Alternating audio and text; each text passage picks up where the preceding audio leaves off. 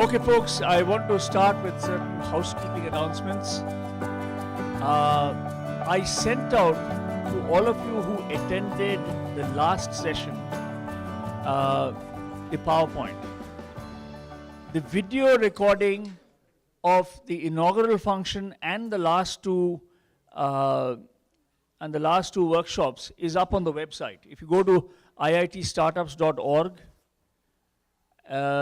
you will see there are two pages on the top. One is events. Go to events, and your events are listed over there, so you can replay anything you want to.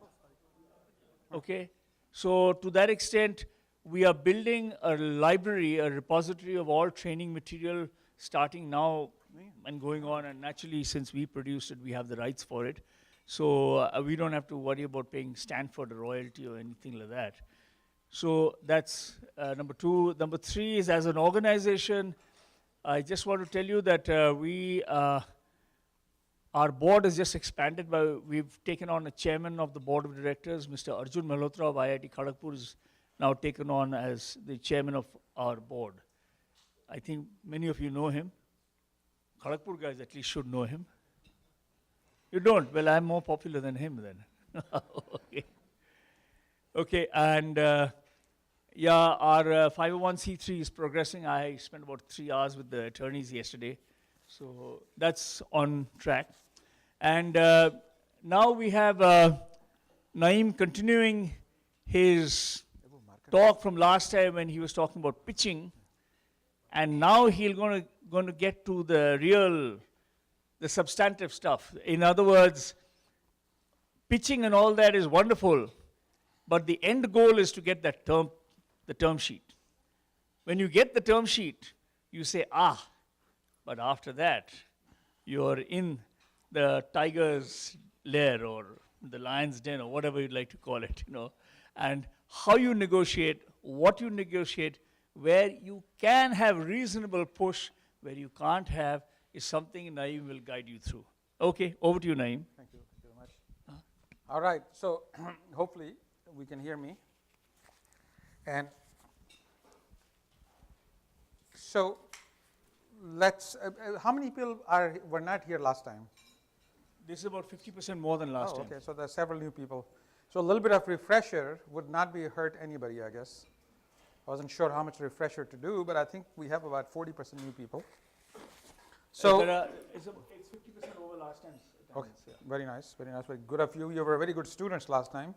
Many good questions, so I was very impressed. So my name is Naeem Zafar. I teach at UC Berkeley, entrepreneurship, innovation, and strategy. I'm a practicing entrepreneur, and I am an electrical engineer. Been starting various various companies. And the current one is called Telesense in IoT space. Last company was acquired by Oracle. We did the Touch ID fingerprint sensor, which is in iPhones. We did Quick Turn, which was the emulation system, and IPO, and some other place and route kind of companies. And have raised money multiple times from VCs, as well as debt and other ventures, so I can answer just about any questions you have. And talking about questions, we can start by making a list of some of the things on your mind from last session, which were somewhat confusing. I know some of you asked me questions afterwards. And were there any other, so we're going to use board quite a bit too, because not everything is on slides. Were there any topics, question from the last time? It's like, tell me again, I don't understand what you meant. And anything else from the new people, make your money's worthwhile. What do you want to learn tonight? Otherwise, it'll be disappointing. So let's put some topics here so we can make sure we can cover those. Did you bring any more books? I did bring some books, yeah. Okay. Guys, for those of you who were not here last time, he's got these very compact books which he's authored, and he's brought them here. They cost about $15, $20 a piece. So the topics you feel you're deficient in, please pick it up here. We'll have them here, and afterwards we can do some transactions if necessary. So yeah. So last time you talked about the right kind of funding for Manishi, should we use this microphone you were holding? Yeah.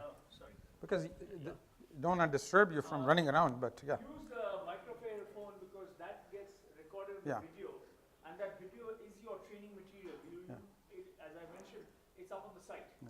So some of, Document is already up on the site. So if you say it there, your question is understood by somebody replaying it, and his answer is also there. Thanks, Manishi. Madhuri Kharagpur. So last time you talked about the right kind of funding for the right stage of the company, and I was wondering if you could expand a bit more on when you think is the right time for individual angels versus angel syndicates. when is the right time for? Individual angels versus angel syndicates. Okay. Okay, and we can talk about that. That's a good topic. Thank you. Yeah. And what else we got here? Okay, let me grab that. Here you go. Yeah, Uday Chaka, IIT Delhi. So how do you find the angels? There just seem to be too many sources, too many sites, angel list and all. There are people who say, they're angel when they put $5,000 in a company, and there are those who put like, millions. And how do you kind of qualify? Yeah, thank you. All right, we can tackle that. And Could you also elaborate pre-seed versus? yeah, that's my mistake. Should not be walking in front of this while I'm wearing a microphone. So my mistake, I know better. Okay. what about Pre-seed it? versus seed. There's a lot of noise about what is what. So what milestones tie to pre-seed versus seed from an average investor standpoint? Okay. Now, there's really no particular time to be shy about questions now, because I'm going to cover. If you don't tell me, I can cover it. So, but you can continue to ask throughout. I'm just saying that it should be pretty informal and conversational. And if I were you, I'll take out some writing material, because many of you seems to have nothing to write on, which is pretty typical. Like, people come to see me, they're even paying me for a session, half an hour in the session. Do you have a pen? So they're banking on the video recording. Yeah, I think. really. Okay. So one of the questions which was asked last time was like, how do you know I'm an entrepreneur? Can you give yourself a litmus test? So what are some of the things, when you look at an entrepreneur, what are characteristics do you think this person possesses? What will be, yes, let's ask this young lady here. What do you think an entrepreneur characteristics are? Which lady? The young lady in the black shirt. Well, I think to be a successful entrepreneur, you have to have an idea as to what you want to do and how you can market that idea, All most right. importantly. Good. What else? What about your neighbor? Initiative. Initiative, okay. So you're saying an idea, an initiative, And able to persevere in the tough conditions. and able to do what with the top condition? Persevere. Okay, okay, persevere, yeah. Any other comments, anybody else? Yeah? Curiosity, yeah. Fearless.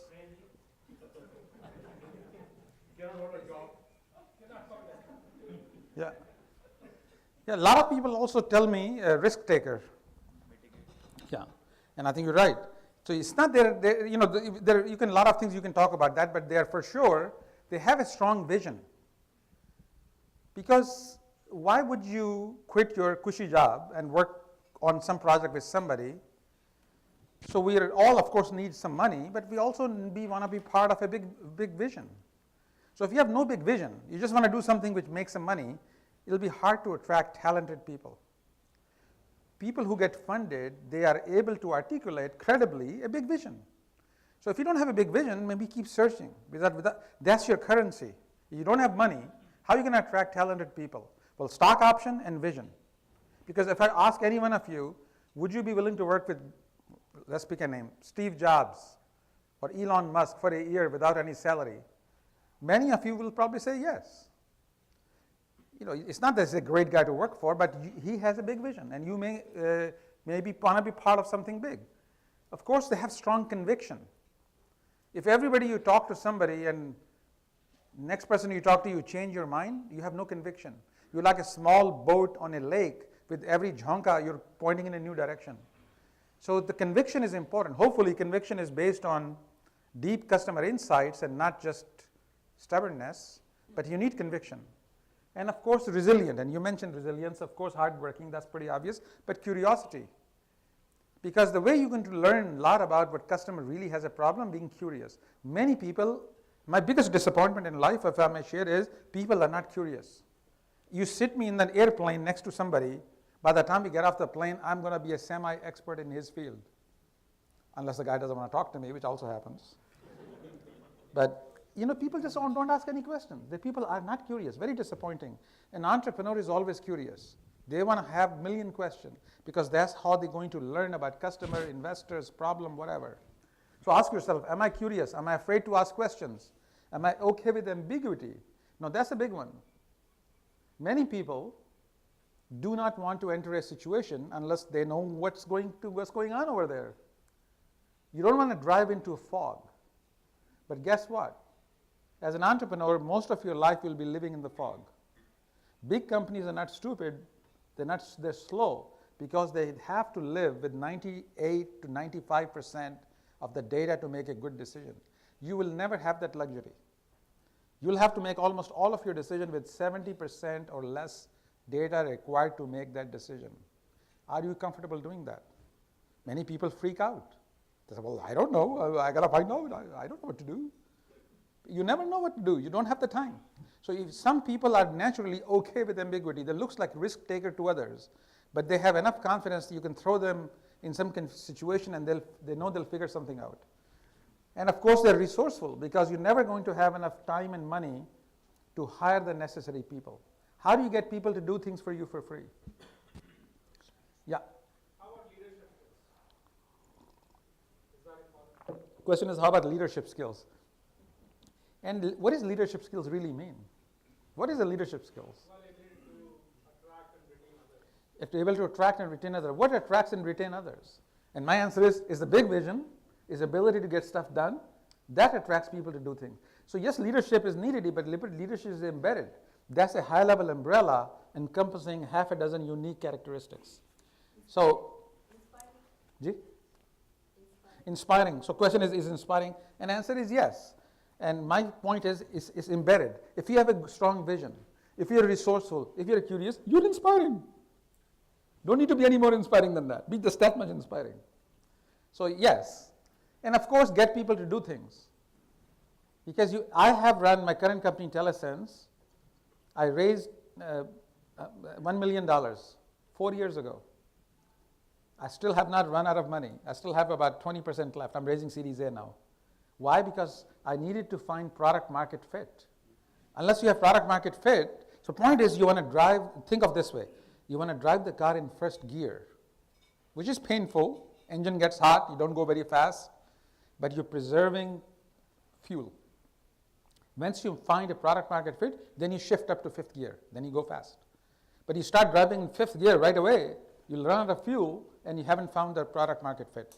And how did I survive this long? Well, my grand salary as a CEO is what? $10,000 a year. I'm the lowest paid employee in the company. Then of course we have some paid employees, less than market wages I must say. But I also been able to have 9 interns, which are most of them are Berkeley students with master's degree, couple of PhDs, working for me for stock, no cash, some of them for over a year. Why? Because they have part of a big vision. They see they're getting something out of it. So you have to be resourceful. You have to be able to assemble an army of people. My favorite segment, smart women having babies. Because they're busy with family, but they're still very smart. And they cannot work full time. They want flexibility. कि जब सास घर से जाएगी तो वो काम कर सकती है. Or something else. Or a baby is sleeping, I can do something. So they're great to engage with them. Again, people in their 50s going through divorce, excellent choice. Nobody wants to talk to them, they're kind of negative. You say, come on here, I'll teach you something new. You're going to rebuild your resume. I got 2 of those. So point is, there are ways, this is being resourceful. This is how you get people to do things and you can make things happen. So this is the kind of person you need to ask yourself, am I that person? If I'm not that person, can I find somebody else who's like that? So between 2 of us will be good enough. That's called a co-founder. Achha. So these are the books. We will have them here. Some of you bought them. We can have more of them if you want. So let's summarize what we learned last time. So we said was, in a company, you're going to need capital. All capital is not going to come in the first place. You're going to go through some period when you're burning money, losing money. Your only buddy will give you some friends and family, FFF, friends, families, and fools. You may be some angel investor. So till you get to some traction, when you have traction, when people are actually buying what you make or showing strong interest in buying what you think, then the VCs get all excited. And the early stage VCs, late stage VCs, you may raise money in 2 or 3 or 4 chunks as you reach next milestone. Because you have to de-risk the company. In the beginning, you have all kinds of risk. Market risk, execution risks, business model risk. As one by one you conquer them, it de-risks the company and valuation goes up. So you raise money over time in multiple things till at some point you can have an IPO or have so it's all raising money to put the fuel in the engine. So any question on this chart, or it's pretty obvious? So how long is the value of death on an average, like a year out of 7 years? Yeah, question is how long is the value of death and how long does it take? And answer is it depends. For a company like drug discovery or something like scientific company, it could be few years, like few years being 4 or 5 years. But typical company kind of we do in Silicon Valley, that is about 2 years. If in 2 years you haven't found traction, you haven't really like proven this thing is going to fly, then you're doing something wrong. Now it took me like 3.5 years, a little longer than that, but I was not in a big hurry in the beginning because I was recovering from my last startup having acquired. So I was driving in like almost I was pushing the car, I wasn't even driving in first gear. So it took a little longer. And IoT is one of those things which is everybody talks about, nobody buys, so it took extra long. But we found it. We found a product market fit. Now VCs are getting excited. Yeah. Does that include the product development duration? Does it include the product development this part? And part, depending on the product, yes. I mean, you're doing an app, yes. If you're doing a semiconductor chip, no. So it depends on the product and complexity of it. Yes, sir, go ahead. Right, so in relation to that, I had the question, because over there it says break-even point is when your value of death ends, but it may not be easy to get to the break-even point in 2 years. You're saying it may not be possible to find funding in 2 years? Break-even point, I mean, you may not be able to break even. Point, yeah. This is not a break-even point. A break-even point is not mentioned over here. Is it mentioned here somewhere? Yeah, I should delete that. Yeah, we don't. It's not break-even. It's like product market fit, I should call it. Yeah, not break-even. I should edit that. Yes, sir. Can you quantify some number like from angel to VC? Like what should be the revenue? Yeah. So question was, what should be the, quantify what should be the revenue approximately? It again depends on the kind of company. Semiconductor company, very different than a software app company. And B2C versus B2B. But I think for you to get attraction from VCs on a B2B, you need to have some big logos. I mean, let's say 3 logos, not like company nobody ever heard of, who are either using the product, doing a pilot, or extremely strongly endorsing it, even if you don't have revenue. But this strong endorsement that they are ready to buy when you'll make it is sufficient to get Series A funding. So right now in my current situation, Telesense has 2 large paid pilots going on. And as these are billion-dollar companies, and if pilots is successful, one of them is completed and successful, second one is happening, there is a $1 million business after that. And that's good enough for VCs to get excited about. If you're doing a B2C company, business to consumer, then it's not so much the revenue, but the shape of the curve. If you can show 6 slides when things are going up to the right like this, you're fundable. Doesn't matter what they are. It could be number of repeat visitors per week, number of minutes spent when they come to your site, how many times a week, day, month. When Zuckerberg was raising money, he showed 7 slides like that. And it was easy because number of people coming to this Facebook back, increasing every day. Number of minutes spent every day. How many times a day many of you go to Facebook? Multiple times. So if you can show 5, 6 slides like this, going up to the right, you're fundable. And you have a big vision to go around it. So it's not revenue which is important. Now when you go to Series B, so Series A, Series Seed is to make sure the will it float or will it sink? Can we figure out the business model? That's seed. So that's what you do when you raise seed money. When Series A for product development. So you may do some MVP and some demo with seed. Series A for full product development. Series B is expected for deployment, finding customers. I'll explain the ABC in a few minutes, so just go with me for now. And then Series C is the third time you raise money from institutional investor, is for proliferation. So all these Series ABC have a certain meaning commonly understood. Well, I learned this lesson the hard way because I didn't know they have this meaning. So one of the companies in Veridicom, we raised Series A, then some bank wanted to put in a half and Series B, but somebody wanted to convert something, Series C. So we say, we're raising Series D and say, so how much is your revenue? Said, no, this is for product development. Say, Series D, product development, something is wrong. So it has a meaning. Now I call them Series A1, A2, A3. I don't go to B till I'm ready to go to B. So one question which Naeem brought up now. Our next session, which is on product concept to production, I'm going to have 3 panelists. So one addressing enterprise software on the enterprise side, one on the software consumer side, and one on hardware. The methods and cycles of each one of them is quite different. So you're going to hear 3 kinds of stories the next workshop session. Yeah. Now we'll stop for commercial break. Any other commercial? Yeah, go ahead. You said pilots are successful. Do pilots usually have a criteria for success? Yeah, so question was pilots, successful pilots, like is there a success criteria? Yeah, of course. So let's summarize the sales process in 1 minute. You tell somebody that we do this and you told us you have a need. Customer will say yes or say no. If say no, then say, okay, what will fit your need? If say yes, then say, well, I like it, but I don't think it's going to work with our software, our database, or it's not going to be fast enough, whatever. You say, what if I can prove to you that it will do that? Hence, you have defined yourself a pilot. Pilot is to take away the concerns people have in their head, and if removed, then they'll move to the purchase.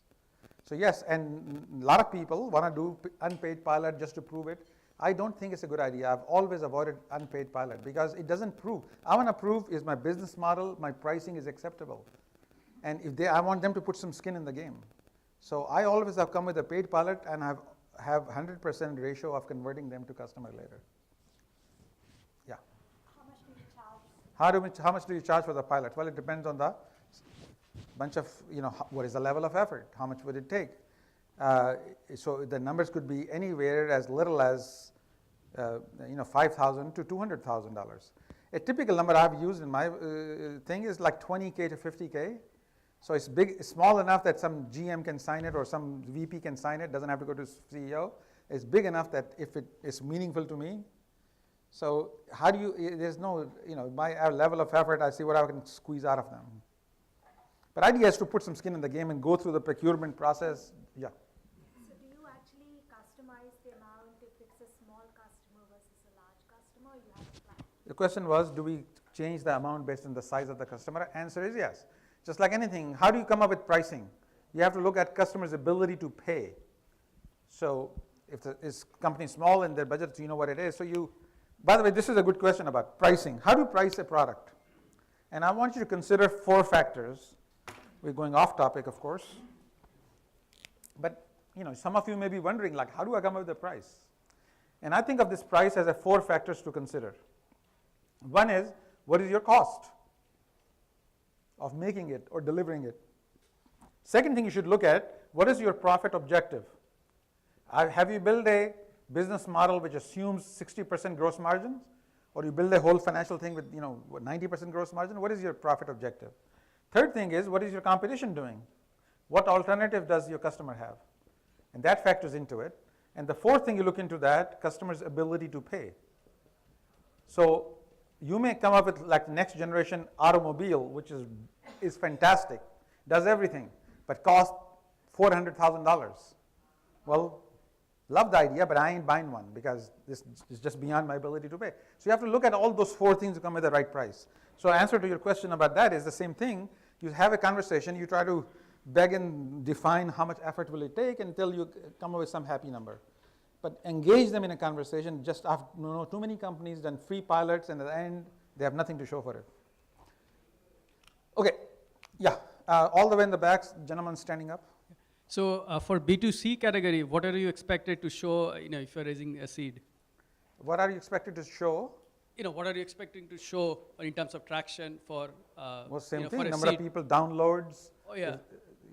Depending on what the product is, suppose it's an app, it's number of downloads, how many people come back to it. So people can 1,000 download, but only 2 people are using it. That's look like it's not going anywhere. So you want to show the charts going up to the right, basically. So even for the seed stage, right? Yeah, because more than to convince customer, you have to convince yourself. It's for you. Nobody will pay a higher price than you. For the next 2 to 3 years, what will happen? You'll go through probably most of your savings, if not all. Your loved one will leave you. Not because anything, because you become a crusty, grouchy person. And, so you need to ask, do I want to go that route? You really need to, that's why you want to do this traction for yourself. You should be as skeptical about your own idea as you would be trying to buy a used car from a shady character on Craigslist. You want to collect 20 questions before you even touch the car. So you want to approach your own idea with the same level of skepticism, because nobody's going to pay a higher price than you. So yeah. Yeah. Quick follow-up on the pilot Yeah. pricing. Yeah. Sometimes they have to discount significantly, right? Because that's the discretionary budget they have. Yeah. So Yeah. 25K, but their actual pricing might be 2x. Yeah. So how do you figure out the extrapolation when you're trying to convince somebody that, really the willingness to pay once I have So question was that suppose the product is X, but because of their other constraint, you can only charge them Y. Does it destroy the expected pricing? Or how do you extrapolate that, yes, down the road people can actually? Yeah, so this is why you really want to do that price, so you can figure out, are people in the future willing to pay this? If they're only willing to pay this in your financial model, your projections are wrong. So short answer is, while you may have to negotiate and give something at a better price, you want to get something from them which doesn't cost them anything but very valuable to you. So I, for example, write in the contract that we'll do this pilot, should have been 25K, we're going to do that for 11,000, but in return, I want a video testimonial from your VP and a right to publish 2 success stories, and you'll come to the trade show next year and spend half a day on our booth. Because those things don't cost them anything. So, you can get some kind of things, so there are things which are valuable to you and doesn't cost them anything. So try to extract something out of it. Yeah. What makes a good angel? Now the question was, what makes a good angel? Good angel is the one who is willing to give you money and does not want to interfere with you too much, because they're bad angels. So we'll talk about angels in a second, but the short answer is the person who gets you. Why do angels invest? Let's ask the question. Who are the angels and how are they different than VCs? Let's ask that question. So angels are actually rich people. After buying enough apartment buildings and stocks and bitcoins, they still have some money left over. And they want to feel what? Relevant and visible. Because when you get older, as I said last week, so I'm repeating the same joke, that most of your young people don't even see you, you're totally invisible grandfather, yeah, go stand over there. So how do you get attention? Well, by putting 10,000, 20,000, 50,000 into a few companies, you get a lot of young, smart people coming up and salute kar rahe hote aapko. That's pretty satisfying. Plus, you have a lot of knowledge in some domain which you may now, you were in trucking or fishing or whatever, drug discovery, and these guys are into that thing, and so you want to give your knowledge, and that's a good thing. It makes you relevant. So they have their own reasons like this. So a good angel is the one who gets you. There's an actual genuine connection. It's not just dumb money, but either he or she likes you, want to spend time with you, perhaps you think you can get some advice out of them. They understand how angel processing works. They're not going to try to say, yeah, let's change this, let's do that. Point of angel is they buy into the vision, give you the money, and stay out of the way. So that's a good angel. VC, on the other hand, is what? Not necessarily rich. Why? Because they're not investing their own money. They're investing other people's money. They have their own investors called limited partners. So they get money for LPs, they invest in a bunch of companies. When they sell the company, return the money back to LP, but keep 20% for themselves. So their model is that.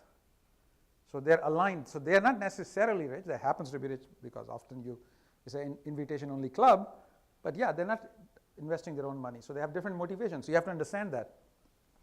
So this is why I said you go from idea discovery, market research to maybe prototype, finally building the product and product delivery. You raise money in chunks. And you raise money, no, not yet. It's, just hold on. You raise money in chunks, and because you raise from different people. And sometimes it depends on how much are you raising. You don't go to a VC for $50,000. I mean, their legal fees will be more than that. So, so the different timing, how much, if you're raising, let's say $1 billion or $500 million, you don't go to VC also. It's too much, too big. You go to private equity or you go to public market. So the point is, there's a right time for the right source for the right amount. So let me pause here just for a second. And anybody, looks like in the front seat I have some skeptics. How do you find angel investors? So yeah, there's no simple answer to that question. It's kind of the same answer is, how do I find a suitable life partner? You tell me. So what do? You get a Masi. I believe in Masis. Same thing here. So Masi will be a professor, a lawyer. Yeah, bata de kaun hai ye. So you have all that. Then what else? You go around and meet people in events when entrepreneurs like Ty Khan coming up. There'll be good place. There'll be thousands of angel investors walking around. You ask your lawyer friends, say, who else is investing? Sure, you can look at Google. You can look at angel list. I don't know if high quality angels are hanging out there, but you couldn't get lucky. Yeah, I usually have found not so much that people like you and me are trying to be angels. Yeah, angels, take it. So point is, it's like same thing. There's no easy answer. It's a common sense thing you have to do. You have to be, let me tell you how will you not find an angel, but never mentioning you're looking for one, just like a good wife. If you never mention, yeah, you're like, and by not leaving your, not between your couch and your TV. So you have to leave there, you have to come here. Right now in this room, I would hazard a guess there are at least 20 angels. By angel, I mean people with more than $1 million of net worth, not including their primary residence, and income of $200,000 a year for the last 3 years and expectation to continue. This is a legal definition of what's called an accredited investor. So you have to be accredited to be an angel. So maybe 100% of you qualify for this actually. Yeah. Where does the advisory board fit in? Where does the advisory board come into this? And answer is, see, the thing is, advisory board, which by the way is a misnomer because I have never seen them meet as a single board in one room, are people who are experts in the industry, already have some, they're not really hungry for money, they've done something significant, who can fill a gap in your picture and your team. So for example, we're doing this company Telesense. We are all about food safety and stuff like that. We know a lot about networking, software, apps, hardware. We know jack about food. So how do we look credible as a food safety company? So I got the executive vice president of Safeway retired on my advisory board. I got another guy who's the CEO of a food logistics company on my advisory board. I basically met these guys, liked them, and said, guys, would you be willing to advise us? What is required? I said, just one call per month, maybe once a quarter, we're meeting for an hour. And I'll give you 10,000 shares. The guy said, sure. So something like that. It's not complicated. In fact, I don't even have time to call them that frequently because I'm so busy. But you can have 5 or 6 people that look good. And they, again, we're going to go deeper into that because advisory board, you may want to find some people who are expert in your domain. Some people who are expert in your technology, like you're into cloud, so you're some cloud expert. You can get somebody who's a personal coach. They know nothing about your technology or your domain, but they like you and they see something in you. They want to help you avoid the trouble other people make. The fourth category is a connector. So guy doesn't know anything about your technology or your idea, but this person is highly connected. You want to talk to a farmer into corn, he knows where to find one. You want to talk to some expert in security, in two-factor authentication, this person will know where to find one. So that's good to have one of those. And finally, the fifth type of advisory board member is a celebrity. So whatever celebrity in your industry, if you can get one of those to think, suddenly you look much more complete. The fact you were able to get those people says you're resourceful and will get things done, and very attractive to investors. So advisory board, assembling a good advisory board is a reflection on you as a magnet and fills the holes in your understanding and your in your team as you present it. All right. Do angels generally work on equity or Do angels work on equity? Do you have to pay them? And answer is, or convertible note? or convertible note. Well, equity, convertible note, what's the difference? Well, there is a difference actually. Take that back. So short answer is, how do you compensate angels? And answer is, you compensate them like you compensate any employee. Stock options. How much? Well, it depends on the angel, how famous they are, or sorry, advisory board ke baat karenge angel. We'll come to that in a second. So hang on to this question. The young lady, first time a question from her.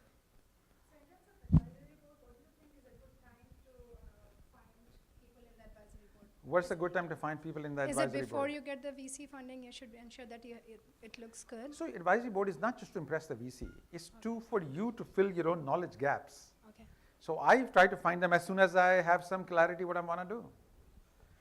So in the beginning, in my company, I was thinking of doing IoT everywhere. By the way, we have to speed it up because we have a lot to cover. Yeah, I know. You've got to get the term sheets. Yes, we got to term sheets. We'll get to term sheet no later than 8 o'clock or maybe even sooner, but we have a lot of other things to cover. Yes, yes. So short answer is as soon as you can, because you need to fill the gaps in your own understanding. Okay, we did this. So this is a little bit of a review from last time, but some of you let me know if it's too obvious. Point was, how do you put a price on a company? Because you're starting a company, you've done some work, now you're ready to raise some money. So suppose you have started the company, you issued, let's say, 3 million shares to the founders, and you set aside 1 million shares for the employee stock option pool. So you have total 4 million shares now. Yeah, Monishi, where are the erasers and some markers? Oh, sorry. Markers I brought myself, but eraser I don't have. So somebody wants to give you $1 million. How many shares should we give them? Well, we don't know, because we don't know what is the share price is. Because we can only know the price of the share if you know the value of the company. What is the valuation? So somebody who's good at coming up with valuation, if they came up with a number, I got it. This is it. Here you go. Then we'll be able to sell them the shares. So a lot of time, unless you're a VC, you don't, VCs have their own computational models, and I can tell you how they do it. So angel investors like Uncle Bob, he doesn't know what the company valuation is. So what do you do? And your solution is, because to Uncle Bob, your company looks like a big black box. So what you do a convertible note. Convertible note is a simple document, 2-3 pages, which says, I want to invest in your company. I don't know what the valuation is. Here's my X dollars, $1 million, $500,000, whatever.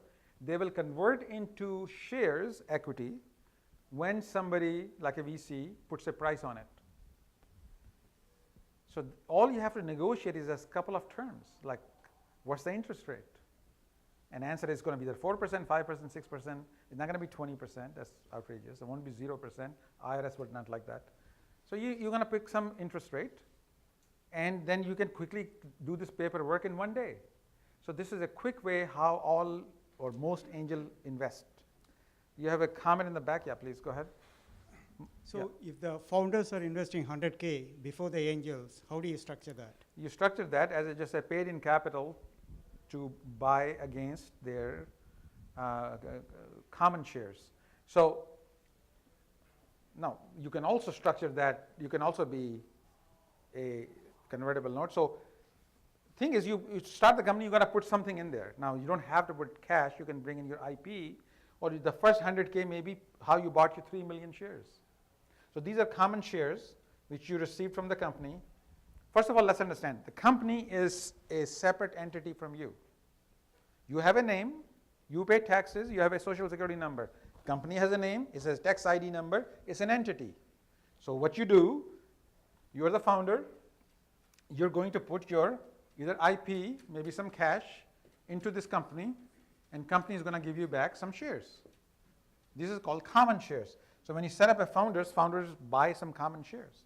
When I started my current company, I put $100,000. I got some common shares for that.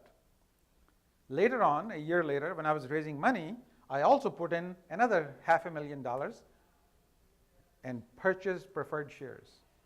So I'm an investor as well as a founder, so I have both two types of shares. Because when time raised to money, then you find an investor and she gives you money and you give her shares. And these shares, all investor will demand will be preferred shares, not common shares.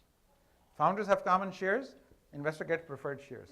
What's make them preferred is a list of special things attached to them. We give them special privileges. And in about 40 minutes, we'll get into that, like what are the privileges? What do they get? So we'll talk about it tonight, but we'll get to that slowly. So point was, since you don't know the price of the company, if you knew the company was, let's say for the sake of argument, somehow a VC came, instead of angel investor, you went to a VC, and VC says, your company is worth $6 million. This is called the pre-money valuation. The moment that words are uttered and you have shaken hands and you both agree that's what the company is worth, ta-ding, now we can compute a share price. Why? We had 4 million shares in understanding, so our stock price, share price will be what? $6 million the company valuation, 4 million shares, $1.50 a share. Now we know this investor this investor is putting in $3 million. We should issue them how many shares for this price? Well, this divided by that, 2 million shares now issued to the investor. So this is first time you issue shares to an institutional investor that has a different price than shares you bought. You call it something, you call it Series A. Then let's say 2 years later, you need more money, you issue the shares. Now the price is different, maybe some other conditions are different. You can't call them the same thing you called the previous one, you got to call it, get a different name. So you call it Series B. So Series A, B, C just indicates in succession you raised money and issued new shares. So far so good. By the way, many of you are standing in the back, you know there are empty seats here. So I know you want to escape quickly if you need to. Perfectly understandable. One question. Yeah. So on the preferred shares, is there a maximum the founders can have as a preferred, like that VCs are comfortable with, or? In terms of preferred shares? Yes. Unless you're putting cold hard cash into the company, you ain't getting no preferred shares. But even if you are putting, is there a limit? No, there's no limit. You're coming along at the same price as the investors are, then fine, you're allowed to get in. Yeah. So you're normally actually they want, especially if they're hiring a CEO, they want CEO somebody else to be able to say that would you want to put in some shares. But obviously as a founder, you know that's not very sweet because you just bought your shares for 1/10 of a penny and now they want me to buy at $1.50 a shares. I got plenty of shares, thank you. But you could, I did.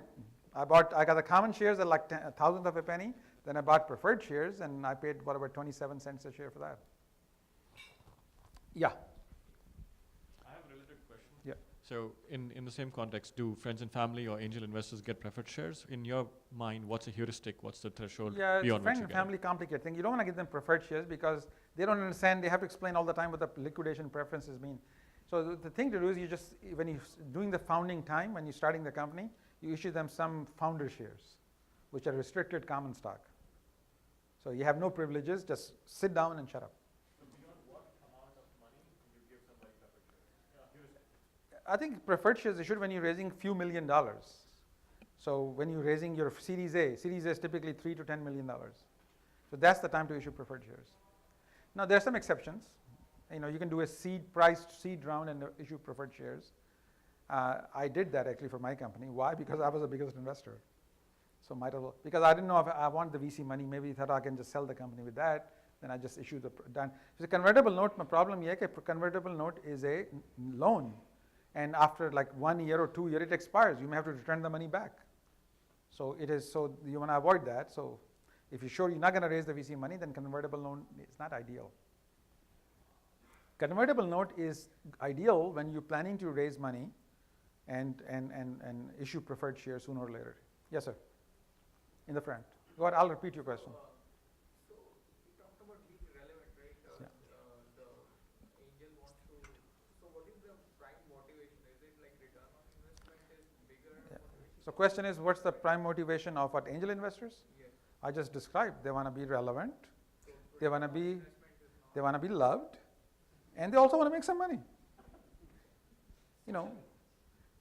When you have like a few $1 million, what are you going to do when you have a few $1 million? Tell me. Exactly. You basically convince your wife, okay, $500,000 is my play money. I'm going to be angel investor. Good. That's what you do. At the time when you are forming your entity, you have to specify how much shares you'll be floating. So how do we know at the beginning as to, is there a sweet number that you should have? The number of shares priced at like a penny or? So I didn't understand. So when you're incorporating your entity, Yeah. in the article of incorporation, you have to specify Yeah. the shares, the number of shares you're floating. So in the beginning, how do you come up with that number? So good question. Let me repeat the question. So some of you who try to incorporate the company, there was always like how many shares total. This is called number of authorized shares. So when it comes to shares, they come in 3 categories. So one category is number of authorized shares. Then is fully diluted shares. And then you hear words like issued and outstanding shares. So when you set up a company, you come up with some number, which is number of authorized shares. So in this example, a number like 20 million shares authorized is not an unreasonable number. This number will never be used as a numerator or denominator in any calculation. It is like when you get a new credit card, you have a credit limit, let's say $10,000. When do you worry about that limit? When does that factor in? When you go for lunch or dinner, do you think about what is my credit limit? Unless you're already at 9,900, you don't. So, and what happens if you hit your credit limit? Then what do you do? Well, you call up the bank and say, increase my credit limit. Bank will say, have you been good? You say, yes. And they'll say, okay. Same thing here. A number of authorized shares is just that you don't go crazy and issue 1 billion shares to somebody. So when you hit that limit, then you call the state of Delaware and say, can you increase this place? Have you been good? And yes, sir, we are all proper. They say, then fill this form, deposit $500, we increase it to 30 million. So this number of authorized shares that when you ask is just an artificial like credit limit, doesn't enter any computation. Remember we said 3 million shares and then 1 million stock option pool? So do we have 4 million shares? This is this definition, fully diluted. Fully diluted means that if we exhaust and issue all the shares in the stock option pool, which have been set aside and board of directors has authorization to give those stock options to anybody, then the total number of shares will be 4 million. But in fact, those shares to employees are subject to vesting. Even the founder share may be subject to vesting. How many people want to know what vesting is? Or everybody knows vesting?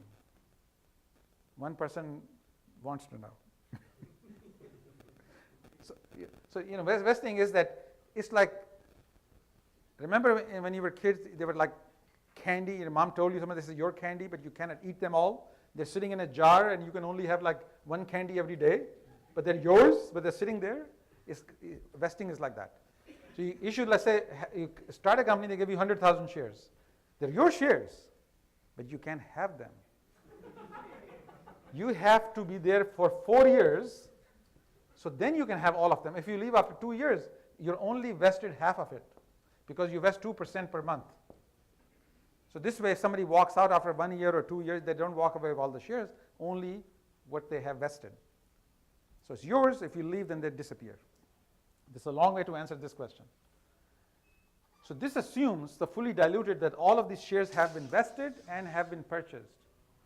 In fact, you may have not used them all because you only hired 5 employees. After the 1 million, you only spent 100,000 shares. Even those are not fully vested. So a company gets acquired tomorrow, only the vested shares will be used as computation. So suppose founders were fully vested somehow, let's assume that, and this was only, out of the million, only 200,000 were vested, The other one was not vested or not even given to anybody. Company gets bought by for, let's say, $20 million. What's the share price? Well, share price will be $20 million divided by issued and outstanding shares. How much are those? Those will be 3.2 million in our example. 3 million founders had 200,000 out of a million which were actually issued and vested. So this will be your share price. But so there are three types of definition. Authorized shares, those are kind of not important. Fully diluted shares, you want to know because if all options were given and vested, how much stock will be out there. And issued and outstanding is actually which is vested, and that's the number used if company is acquired, that's the number used in denominator. It's exhaustingly long answer, I'm sorry about that. Tax implication on diluted, so short answer is no tax implication. It sounds like a good question, but it's not.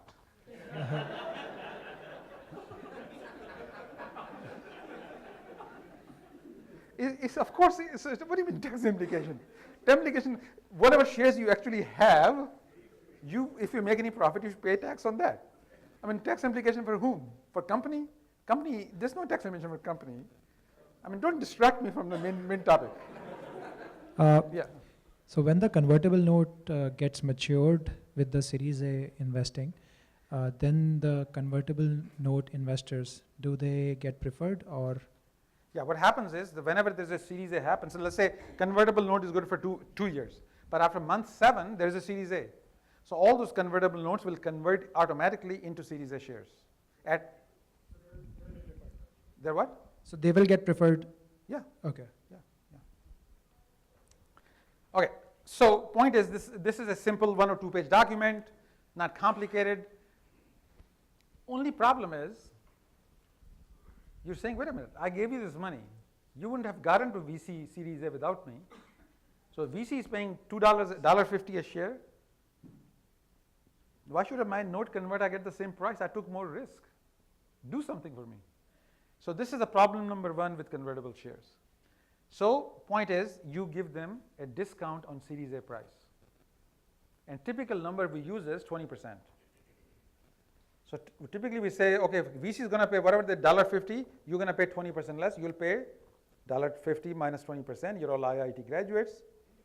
$1.20. Supposed to be sharp. Yeah, $1.20. So you're going to be, so you'll get a little bit more shares. That's your sweetener. Yes, sir. So is this on the original amount, or is this for new investment at that moment, at Series A?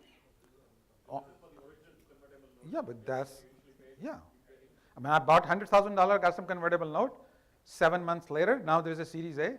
You're raising $3 million. My 100K is on top of 3 million. So I become 3.1 million Series A. And I get slightly better price than the VC. Allah khair sallah.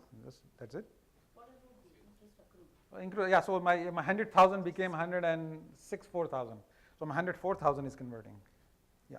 Can I ask a question about the issued shares?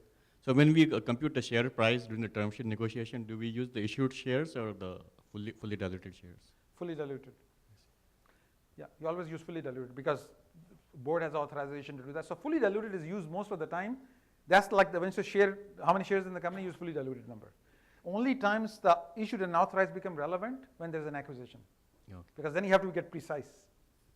So for all, when you say you're joining a company, going to give you 1.2% of the company, that's off the fully diluted. So for all practical purpose, the number to use is fully diluted. Thank you. Can we get back to this thing last time's topic after the term sheet? Yeah, good idea. Sorry about that. Okay. Yeah, yeah. All right. Yeah, we have come only for the term sheet, Really? All right, all right. Okay, we'll do this later. Then talk to this later. Good point. All right, we are fasting. Did we do this dilution last time? We didn't do that. So the Manishi promise is, this is a new topic. Okay. But under no circumstance we will not get to term sheet starting at 8 o'clock, if not sooner. Come here? Okay. All right, all right. Okay. 7:45. But I think this example is important to understand because all of you are confused about some of these things. We will come back to that. I mean, those slides, I'll come back to that. I'll stay extra long and do this. So, yeah, Yeah, yeah. But there's some explanation. I mean, I've done a lot more explanation than what's on the slide, as on the board, as you can see. But Monishi's point is correct, and advice given by mom is always listen to Monishi. No good will come out of this if you don't. So 7:45 will get there. So let's take an example. 3 people start a company. How would it works out? So you say that you issue 10 million shares, and each founder, let's say, have 25%. You're smart. You reserve 25% for stock option pool, and this looks like your ownership structure. So by the way, we're going to cover term sheet, how to negotiate a term sheet, and what's a cap table, and how to build a cap table. You're not going home without learning those things. So you'll get enough new stuff out of it. But let's just run through this example, because let's see if it generates any clarity for you.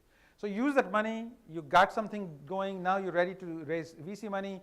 After some negotiation, you agree on a pre-money valuation of $2 million. Now remember how many shares you had so far, fully diluted, 10 million. So the moment somebody agrees on the handshake, now you can compute a share price, 20 cents a share. Because now the investor wants to put in $3 million, now you know how many shares to issue the investor. 3 million divided by 0.2, you issue 15 million shares to this investor. You're not selling your own shares, you issue new shares. So now how many shares company has outstanding? 25 million. You just issued 15 million new shares. So this is called, post-money valuation is $5 million. Why? Company was valued at 2 million, next day a check came in of 3 million on top, so company total value is $5 million. So the term is post-money valuation, and this was the pre-money valuation, was this $2 million. Investors now own 60% of the company, total shares 25, it looks like this.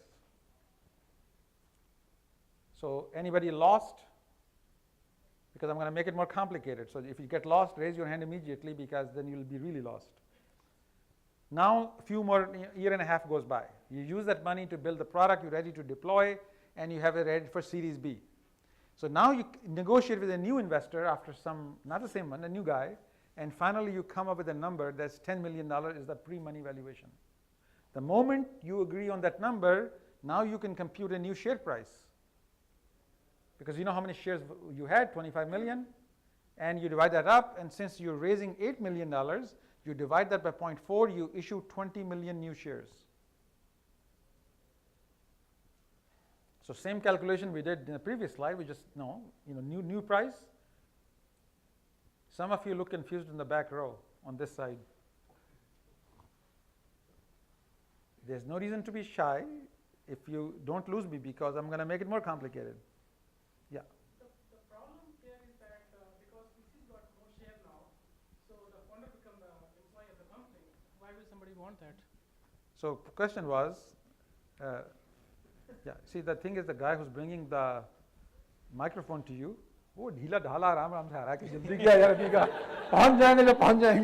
you're supposed to be like Barack, man. Raise your hand. Please raise your hand first. So question was, why would somebody want to do this? Because they will become employee of the company. What does it mean to be an employee of the company, in your mind? Less than 50%. And then we're going to employ. Then all is lost. You cannot make the decisions. Yeah. So guys, this is a deeper conversation which Monishi will not let me have. So let's. So short answer, you're all sadly mistaken. See, normally laws of physics says ownership means control. And that is true. When you watch Shark Tank, there's a big debate about 51%. But here in real life, when you go from here to finally having, let's say, IPO, or not, let's say you have IPO here, and this is company becoming successful, whatever. In the life of the company, rules of physics apply, except when you're flying through the twilight zone. There is a twilight zone. Inside, the rules of physics do not apply. By twilight zone, I mean ownership is not equal to control. This is called when you issue preferred shares, and when all preferred shares gets converted into common. There's a period of time, could be anywhere from 2 to 7 years, when you have preferred shares. When you issue preferred shares to investors, you will lose control. They issued preferred shares, part of the term sheet, we're in term sheet now, is they will definitely have control of the board. There are many decisions are made. Shareholders only make like 2 decisions: to elect the board of directors and to issue more shares in the company, like want to buy a company or issue. Those the only time you go to shareholders. You're standing outside the window and you're saying, hey, I'm a shareholder, I'm 51%. You're not even allowed in the room. Board makes those decisions, all other decisions. So when you have preferred shares, you have ownership is not equal to control. Get over yourself. If you don't want to lose control, do not take money from VCs. The point is, you should not be afraid of losing control, as many people will tell you. Why not? Because what is your motivation versus investor motivation? Investor has only one motivation: make more money. You have like 4 motivations. You want to make some money, change the world, be famous, prove your dad you're better than him. So you have multiple motivations. You're likely to drive the car in the ditch. This is when they want to have control. It's just like when you take driving test, your polite little lady sitting next to you, she has a special pedal which she can use as if necessary. That's called control. So yes, you will lose control, but investors don't want to make decisions. I'm coming to you, let me finish my long sentence, I have another 30 seconds to go. Investors, last thing they want to do is run the company.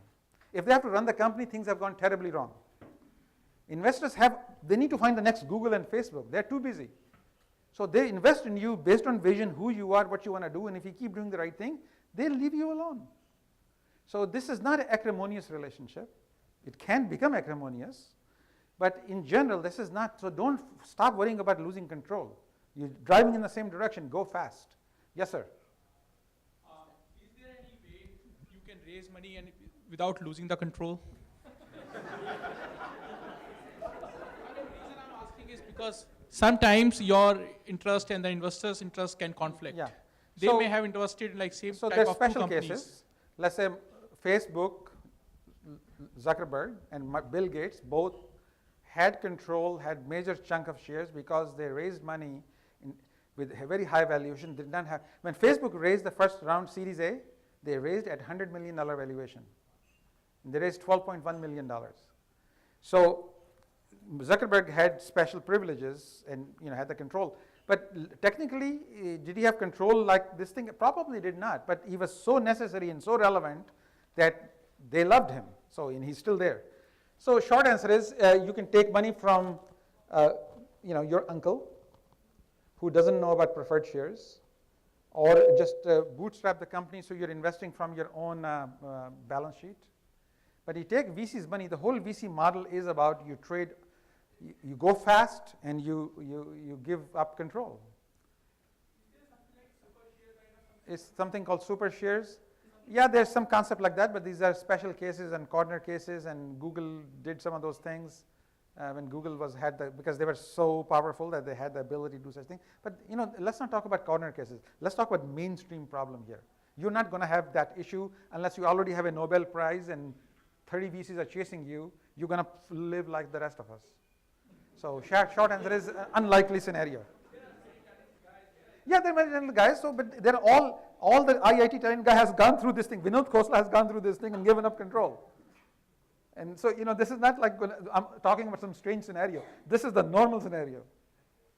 So and stop being afraid of giving up control. That's my whole point.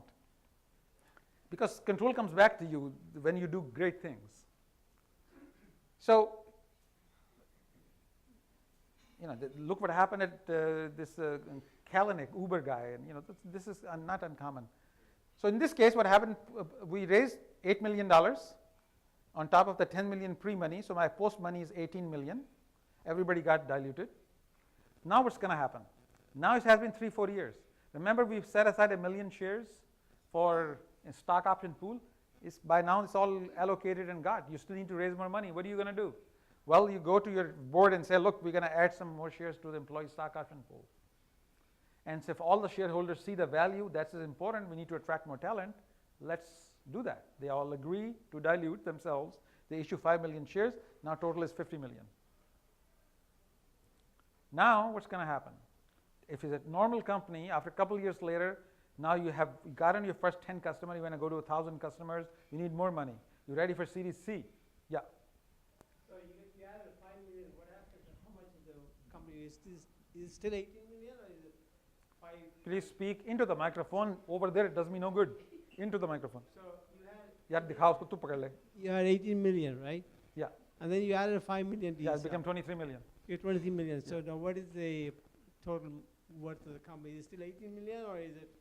Number of shares went up. Number of shares went up. Yeah. So is it the company worth 20 million now? No, company what is 20 million? Company valuation? Yes. No, so this is why this is done, not like this. I'm showing you just to simplify the thing. You do it as a part of a fundraising. So Series B investor would have said, at the same time we're doing it, we're going to put 5 million in the share, and this is the price. So it's built into your valuation. Yeah. So the way, yeah, you're right. You raise a good point. That looks like we just raised the value of the company out of nowhere. So that's not how it happens. It happens part of the funding. So it's factored into the new price they come up with. In other words, when they came up with this price has factored in issuing those additional shares. So you do it simultaneously. In case there is a possibility that you did it in the middle of, not with a fundraising, so it's an odd question. So you don't, there's ambiguity and grayness here. That we just issued more shares to imply, has company valuation changed? Answer is we don't know. And point is, it doesn't matter. Because next time that question will be relevant when we raise the next series of funding. So nobody knows. Yes, it looks like we have moved the needle. Price probably changed, but what is it? Nobody knows. There's something called 409 valuation. I'm not even going there. But short answer is, it's not important and it's unambiguous till the next round of funding is raised. At this point, is it possible for an angel to come in and say, I invest $100,000? Question was, at what point angel comes in and wants to invest $100,000? Typically it happens in the early stages before Series A, but it is possible it can happen afterwards too. Of course, they'll be paying a pretty heavy price, because if this price is going up, remember it used to be like few cents, now price is already, what was it last round, $4 or $5? Yeah, 40 cents, yeah. So they could come in. You can have angel before your Series B or Series C, that's possible. So now the ownership structure looks like this. New investor came in, the Series A got shrunk, founder has even shrunk. Now you suppose you're ready for Series C. And now the new valuation is 50 million. Because a new investor comes in, puts a value on it. Since you have 50 million shares, it's $1 a share. You put in $15 million, $1 a share, post money is 65, your total number of shares are also now 65 million. So point is, you keep issuing more shares at different price as you raise money for the company. Let's just say now you're ready to go public. Now you get rid of your VC and you bring in investment bankers, Goldman Sachs, Morgan Stanley, whatever, and they look at the company and say, what is company worth? What can we sell it? Suppose they come up with a number of $100 million. Now they'll say, okay, $100 million, how many shares you got? You got 65 million shares. Let's divide 100 by 65 million. What is that, $1.40 a share? Let's take you public at $1.40. As you know, nobody goes public at $1.40 a share. It looks suspicious. People have a mental block. Then you go public, you're between $6 and $25 a share. So just to come to this optical range, they do something very unnatural. They do something called a reverse split. They take 5 shares you had and give you 1 fat shares back. Economically, nothing has changed. But psychologically, you feel poor. Because you were a hotshot VP, you had 100,000 shares, you're looking at Tesla, you were all excited, you got 20,000 shares. So it just feels poor. But this is just to adjust so we can go public at a reasonable price. So if they divide that by 5, then suddenly you're at 13 million shares, 100 million valuation divided by 13, $7.70, you go public. Now, it's very hard to go out of business unless you're committing fraud or something. Because by going public going public is nothing more than another fundraising event. Now you can sell your shares, not to VC with all the convincing you have to do, but any grandmas could be fooled into buying your shares. So you can almost find somebody to buy your shares. So this is called secondary offering. Now you can keep selling shares, keep making money. So this is what the ownership structure looks like. So this is my punchline. Punchline is, look at the founders. They all 3 of them had the 7.5 million shares. The percent kept going down, but an IPO 5-to-1 reverse split, but the price went up and the wealth went up. So this is the point. Yes, you're getting diluted, but hopefully it's a bigger pie and it's worth a lot more money than you used to have. So this is how you make money by starting a company, by making a big pie and selling this company. If this company had gone public at even a $300 million valuation, because you would have made $33 million. So at high level, this is the deal. Yes, sir. So suppose you raise seed funding, and from that you are able to make some money and you have good revenue, and then you go for directly for channel expansion, expansion. Like as per your slides, like Series C. What would you call that raise? From direct seed to expansion. Series C. But you didn't raise money in AB.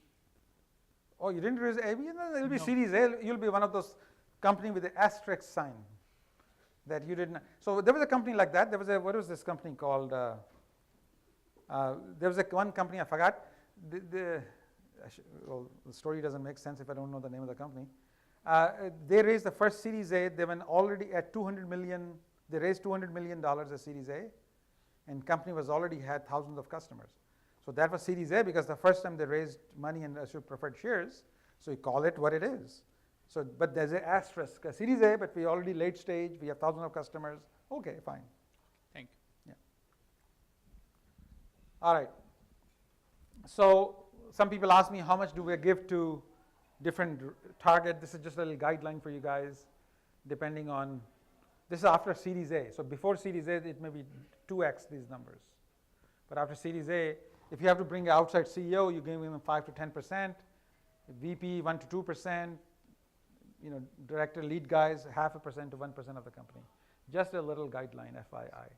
So and yeah. After a funding round, how does after the funding round, how does before the funding round, since there'll be dilution, these numbers could be inflated by 2x.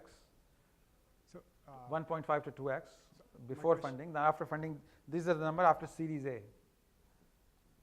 So my question is, after a funding. Who's asking because I can't see you? Then okay. Yeah. After getting funding, does the rate of vesting, do the investors tune the rate of vesting? Like if you have like total outstanding, total vested stocks 1 million, and if the founders are vesting like 1 million stocks every year, then if an investor comes and he funds you at total vested stocks 1 million, then next year he might get diluted quite a bit. So would he take that into account? Somebody can decipher the question because I don't understand. I think his question, what he's missed is the fully diluted. Yeah. When the investor comes in, it is priced at fully diluted. Fully diluted shares, yeah. So. Yeah, vesting. So already yeah. You get fully vested. Yeah. So I think you assume for this computation that everybody is fully vested. So you don't look at. So that's a good point because there are 3 types of share for all computation except when you're getting acquired. You use the fully diluted version, which means everybody is fully vested. I think the question is more about if the founders are fully vested by the time you raise your fund. Yeah. Will they cause you to adjust the vesting schedule? Yes. Yes, they will. Because why? Yes, painfully. Like I'm in that situation. I'm fully vested. It's been 4 years, but I know my Series A investor. I hope they not watch this video. I'll pretend I never said it. They're going to restart my vesting. Why? Because they're investing in me. They want to make sure I'm going nowhere for next 4 years. So my argument will be like, come on, be fair. I've been here many years. I'm already ready. How about I start my vesting from 2016? So I'm at least half vested. They'll say, no way, we're willing to go 25% fully vested, but restart. So there'll be negotiation like that. That's part of the term sheet negotiation one. Okay. All right. Oh, what a concept. Before 8 o'clock. But we've been talking about term sheet related material for the last 5 minutes. So we are right there. Yeah. Okay, term sheet. What is a term sheet? So, this is, I said, you give them money, they give you shares. They get preferred shares. What makes them preferred are all these special attributes. Liquidation preferences, veto right, board control, participation rights. This is a list of about 10 different items or more, which gives them protection. Because they know most of the time things will not go as well as the entrepreneur thinks they will go. So they want to make sure they're protected on the downside. So we'll talk about these things in more detail. But just to get the terminology right, VC puts a value on the company based on what they think they can sell it for, how much return they will give. In this example, VC valuation put at $3 million. They're putting in $2 million. VC will own what percent? I asked you this last time. You accurately answered 40%. This is called the pre-money valuation, $3 million. You put $2 million new money. That's your post-money valuation is $5 million. So these terms I'm just familiarizing so you know pre-money, post-money, all that stuff. All right. So what is a term sheet? It's a 4 to 8 page Word document which has, they give you a couple days to sign it, and it's a non-binding offer. It's non-binding offer to invest. In other words, they're not obligated to invest. They just throw it to see how you're going to react to it, except one term is binding. That term is called no shop. So you cannot shop around this term sheet to go to other people and say, hey, I got this term sheet, what are you going to give me? So they prohibit you from doing that.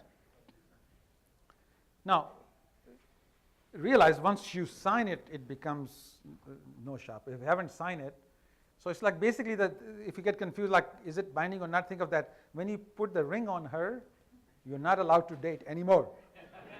Yeah, I know you're not married, but that's the whole point. Putting the ring on is that you're going to be now exclusive, only be looking at her. So this is the same thing. When you sign the term sheet, you are now looking at only at them. You're not allowed to date or shop. So how do you analyze a term sheet? So there are lots of terms. There'll be about, like I said, 4 to 8 pages. There'll be 20 different terms. You'll be all confused. Don't be. First of all, you're going to be, you won't understand most of it, so you're going to call your corporate attorney. Kya kare? Basically, think of this, you're going to analyze them into 4 buckets. There are 4 different buckets. There's something to do with valuation, which determine your ownership. There's something to do with economics, like when there's a liquidation preference, when company gets sold, who gets what. Third bucket is corporate governance and control, like board control, voting rights. And fourth thing is the treatment of founder. What will happen to the founder if vesting, termination, because they're much more, and people get all worried. They talk about pre-money valuation, must be high, I got to negotiate hard. That's not the most important thing. Most important thing is it's a much more higher probability that you're going to get fired. So worry about number 4. Bucket 4 is going to hit you more than you think. Because company valuation was 7 million or 8.5 million or 6 million.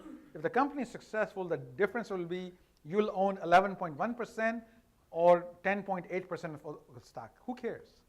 It's not going to move the needle. Number 4 will move the needle. So let's go through each 4 buckets in a little bit more detail. So valuation. So this is determined by what is the pre-money valuation or post-money valuation, and how much are we raising. And like what you said now factors in. The employee pool is discussed part of the thing. So they will say you have to have at least 20%, or sometimes they want to have 30% of the stock available for a stock option pool. So that's another way of diluting the founders. They want you to create the pool before they put money in. So if they say they want 30% pool, you just diluted the founder 30%, and then they're going to put money after that. So they'll play tricks like this. This is pretty common. Don't be freaked out. This is normal, by the way. Not desirable, but normal. So, like I said before, you are there. You have the common stock. They're getting preferred stock. Now, turns out, just to warn you, preferred stock comes in 2 flavors: participating preferred and non-participating preferred. Now, which one is better? Since we all, sorry? That sounds very wrong.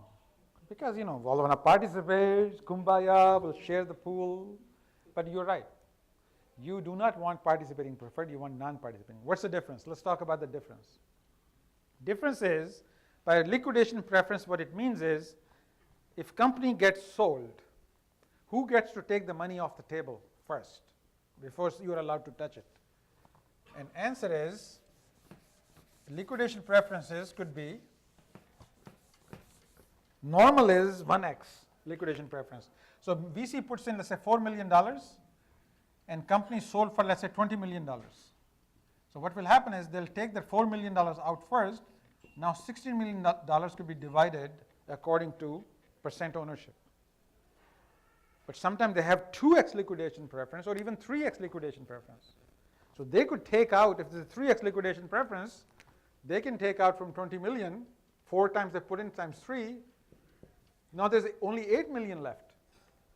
Suppose you own 50% and VC own 50%, you're just walking away home with $4 million, all the founders. If there were 3 founders, then you have $1.2 million, $1.3 million. You were thinking, you know, I own 50%, this is pretty good. No. Liquidation preference subtracts from that total. So that's why it's very important, because it determines the economic value. So it's maybe a little hard to understand concept. Ask me a question, I'm going to give you an example. Or we can take the example and then ask the question, yeah. So it doesn't matter how many, what equity that VCs have? Does that come after 8 million or that is part of the public? Let me see if I understand the question. You're saying that suppose you own 50% of the company. Yeah, and they own 50%. Yeah, this is the example I was giving you. You own, in this example, they own 50% and you own 50%. Yeah. So you only get to divide after liquidation preference have been subtracted. That's how I got from 8 million to 4 million. So they'll still get 4 more million. If they had 12 million and 4 million. If they had participating preferred. Okay. Yeah. So this is, and we're going to spend next 4 or 5 slides digging deeper into this topic. But I'm just introducing the topic. That's right. That's how the economics will work, which is obviously not very attractive.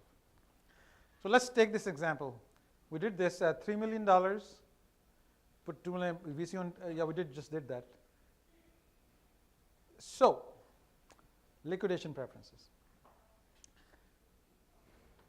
Who gets the money off the table first if company is sold? So preferred shares get their liquidation preferences out. Normal is 1x. Good VC will give you 1x. But it could be more. So let's take an example here. The way liquidation preference works is the difference between participating and non-participating. So non-participating says VCs have a choice. They can take the liquidation preference or they can convert into common and take their percent ownership, whichever is beneficial to them. Participating preferred is they'll do both. They'll take the liquidation preference, then they'll come back to the table again and say, let's divide it up. Like this example. That's why it's bad. So let's take an example here. So let's say 50-50, founders are blue, investors are green. Investor put in $10 million, they have 50% ownership. I have 3x liquidation preference. Kind of what I wrote on the board, but see it in the slide. How will the math work? Let's take an example. There's an exit at $40 million. Who gets what? So investor can convert into common and make the $20 million because they have a choice. They can convert and take the 20 million, or they can take the liquidation preferences at 3x, it will be $30 million. They put in 10, 3x liquidation preference, 30 million. Founder will get the remaining 10 million. This is if they had non-participating preferred. They're getting 5 million more if they had converted to 10 million more, because if they had converted, it's 40 million exit, they own 50%, they get 20 million. If they take the liquidation preference, they get 30 million. So they get 10 million more in this example. This is if you sold them non-participating preferred. Let's say if you sold them participating preferred, what happens? Okay, now investors first collect the liquidation preference, then they come back on the table and participate again. So at 3x, they'll get the 30 million, then they come back again, say, hey, I have 50%, divide karo. So they take another half of 10 million, they get 35 million, and founders get the remaining 5 million. If liquidation preference was 1x, they will then collect 10 million, then 50% of the remaining. So 10 million, then 50% remaining is 30 million, they get total of 25 million. So you notice 3x liquidation preference versus 1x, founder is making 5 million or 15 million. Big difference. Now, if exit was a big exit, let's say exit was $400 million, then you don't care. Because founders always think we're going to have a big exit. And if you do the math, even with 3x liquidation preference, suppose the exit was big exit, let's say $200 million. So even with participating preferred, what will happen? VCs will take the first 3 times what they put in, $30 million out. Then what's left is 170 million. You divide 50-50. You get 85, they get 85, plus they already collected 30, so they get total of this much. But you get 85 million. If they had 1x liquidation preference, what will happen? 200 million exit, they take 10 million liquidation preference, 190 divided 50-50, what do you get? 95, 95. Yeah, so they get 95 plus 10. Founder getting 85 versus 95, yeah, there's a delta, but it's not the big deal. It's not like 3 times the difference. So when exit is big, even with participating preferred, the hurt is not so bad. But exit is small, the hurt is tremendous. So what did you learn here? I'm coming to you. Just raise your hand, maybe it'll get you the microphone. What you learned is that participating preferred are not good for you, especially if it's a low exit. And high exit, yeah, whatever. You go ahead, your microphone behind you.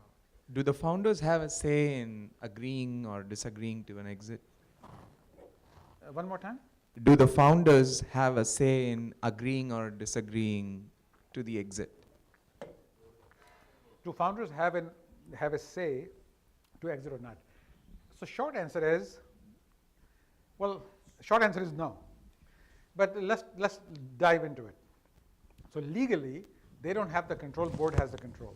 And VC will make sure that they have the control of the board, or at least be even or really leaning in their direction. So they can make the decision to sell the company. But acquirer may want to know, what is the company going to be useful without the founder's heart in it? So a lot of times they're finding because of the founder and what they can do in the future. Now there's some situation when founders had done his job, is already sort of checked out, and really is the rest of the organization. So then in that case, they will still take it.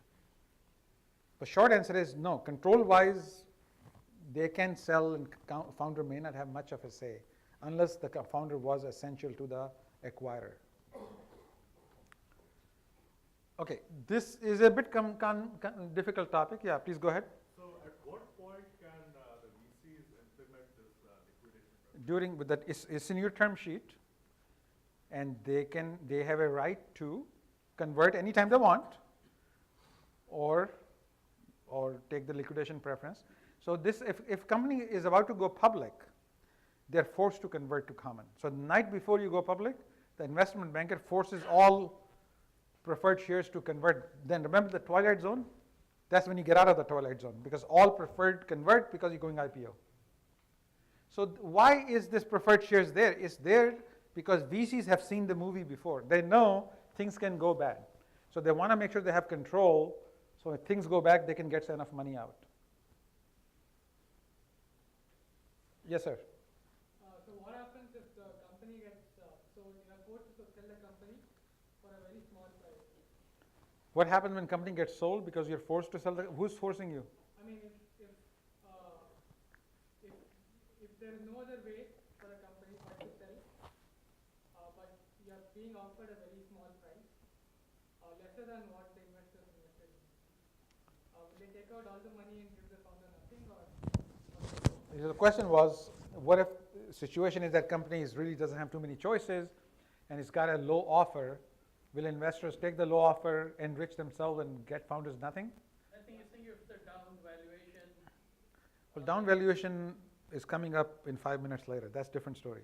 It's not that. Don't use, I know this is a nice term to use, but this is a low exit. So we'll come to that in a second. Hang on. Answer is yes. Now, so it has been the situation. The company sold at for $5 million, $10 million, and all the money goes to VCs and founder get nothing. That is absolutely happens. Now, the way to fight that is called management carve-out. So sometimes, because VCs, they don't want to have anything to do running the company. So they, then management team or CEO, they say, okay, if you're going to sell the company for this low price, I can go get a job, goodbye. They said, hold on a second. Let's make a special deal. We'll carve out some money, let's say 30% of whatever the sale price is, and that will be used to pay the management team, so you hold it together. So it's kind of a special arrangement called management carve-out in the low exit scenario. Unless they think they don't really need you can get it anyway, then say goodbye. But I've seen many situations when yes, companies sold, very low price, investor recovered whatever they could, founders got nothing. Yes, sir. Preferred to common 1:1 conversion? Is preferred to common 1-to-1 conversion? Yes, unless anti-dilution rights have kicked in, then there could be a ratio, which we're going to cover in about 4 or 5 minutes. Yeah. Does management carve out, you negotiate before? No. No, you don't negotiate before. This is like talking about divorce when you're just getting engaged. That will be no good conversation. You carve out when bad things have happened. Some people do that, yeah. No, so you don't, because you're assuming things are going to be gangbusters. So this is a special conversation when you're in that predicament. Yeah. Okay, I can't run from side to side with the mic, so only people on this side can ask questions.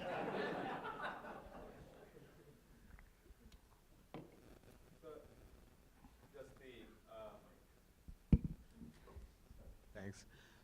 The question is, why would somebody agree to the participating then? Is just the negotiation tactic, that's it? Or is it more benefits to the founder? So, no, there's no benefit to the founder for participating. The answer is, because they don't know the difference.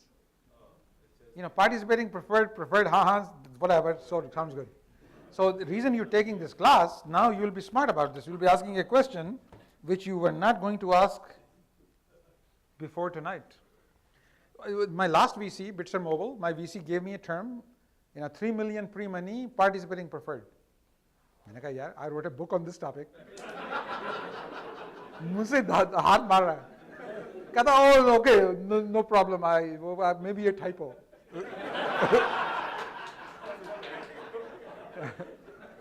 So, they'll do that because many people don't know that they'll sign it. So let's talk about anti-dilution right. That's another one of these things.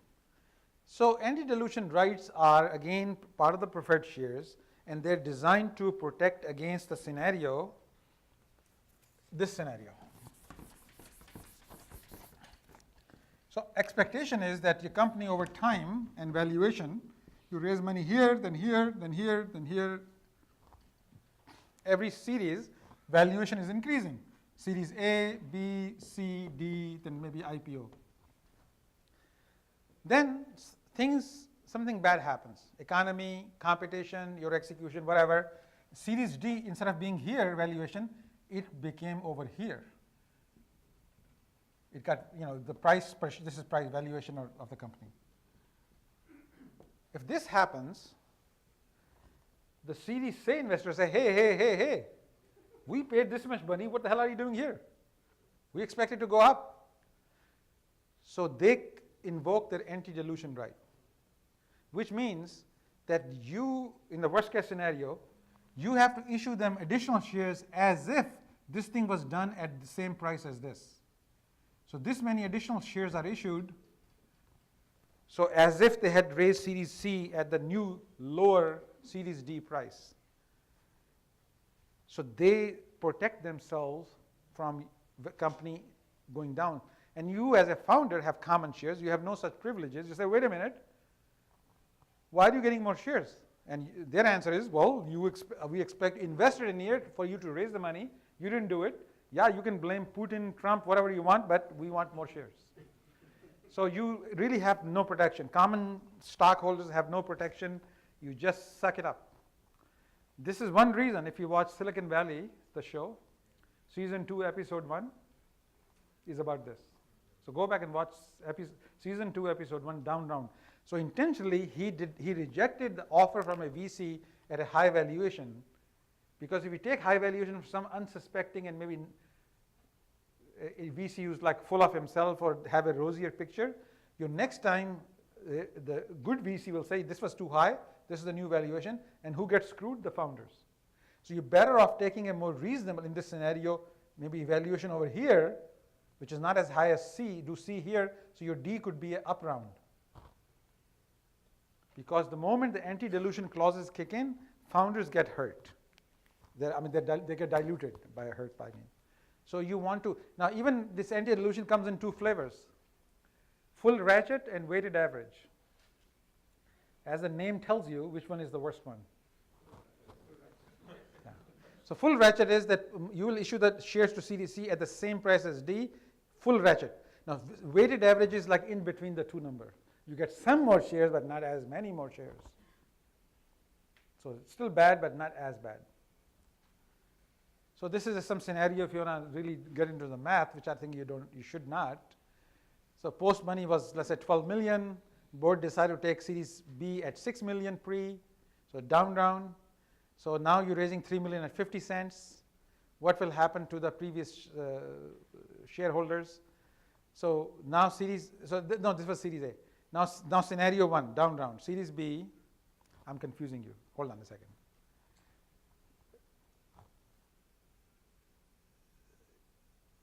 So what happens that Series B is priced at 50 cents a share. So this was the scenario, how much they were supposed to get, 6 million shares at this price. This was going to be the ownership. Because of this down round kicked in, they'll be issued additional shares, and at a full ratchet, they will end up owning 43%. They should have been owning 27%. But because the share price was less than the down round was, 10 million shares were issued, and they'll end up owning 43%. You can walk through the math when you get the slide. The point is, the series, the previous series got issued additional shares, Series A shares, just because of the anti-dilution rights. And that's only for the preferred shares? Only for the preferred shares. So if you do the weighted average, it's not as bad as going to 43%, like this one. That was full ratchet. Weighted average, full ratchet, 43%. Weighted average, yes, the formula is here, it's a complicated formula. You end up giving up 31%. So they got more shares, but only 31%, not as bad as 43%. Yeah, question in there? Does this only mean when Series A invests in the Series B round, so if they're not investing? No, even if they're not investing. So question was, this only happens if Series A investors also invest in Series B round. And my answer is, not necessarily. They can just get issued more shares because of it. But typically, it is expected that they want to maintain the pro rata shares, so they will be investing. Maybe not the full amount, maybe less than that, because getting anti-dilution shares in the back. Is the anti-dilution only for the people who invested in the previous round or all previous rounds? No, every round have negotiated their own anti-dilution rights. So whatever, and so it is possible that Series A had a different anti-dilution right than Series B. So everyone will execute whatever the rights they have negotiated. And the follow-up question, are the rights based on the share rights or? Yeah. Rights are, what do you mean? Idea is that your pre-money valuation in the next round better be higher than the post-money on this round. Yeah, so yes. Yeah. What happens to the vested employee shares? What happened to vested employee shares? Nothing happens. In a full ratchet, what happens to? Nothing, they just get, because these additional shares are only issued to the preferred shareholders. So they get screwed extra because company's total shares outstanding has gone up. Because you just, in this example, end up issuing 10 million additional shares. So your denominator of total shares outstanding just went up. So as an employee, when you own 1% of the company, now you own like 0.7% of the company. Yeah. So the weighted average, basically the down round is like small amount, then we don't get screwed as bad. Correct. The weighted average screws you, but not as bad as full ratchet. Yeah. Yes. Can you give an idea or intuition? Can you give an idea or intuition what exactly is the weighted average happening here? Like what is? Yeah, weighted average is between the two numbers. So let's carefully walk through these numbers. So the post money on the Series A was $12 million. So you're expecting the next series will be at 12 or higher price. Turns out, because of the bad condition, Series B is going to be at 6 million. Hence the down round. Yeah. So what's going to happen now? If this is the price 6 million, company is going to raise $3 million at 50 cents a share, Series B. So you will be giving out 6 million shares to Series B holders. Series A people already hold 5 million shares. They own 27%. If all has gone well, if the anti-dilution has not kicked in, Series A has 5 million, Series B has 6 million shares. That's the scenario. Because it is a down round, anti-dilution, Series A has invoked its anti-dilution clause. They will be issued additional shares. Question is how many? How many? Two scenarios. One scenario, it was a full ratchet. Yeah, that's fine. So what happens? Because of the formula, it's a full ratchet. So they will say, look, you're raising money now. We have 10 million, we had 5 million shares. Because of you raising money at 50 cents a share, what we put in, we need to get 5 million additional shares. So they got additional shares. Series B still got 6 million shares. Series A had 5 million, they got additional 5 million anti-dilution shares. So now their total number of shares is 43%. Used to be 27, should have been 27. It got fattened to 43%. Right.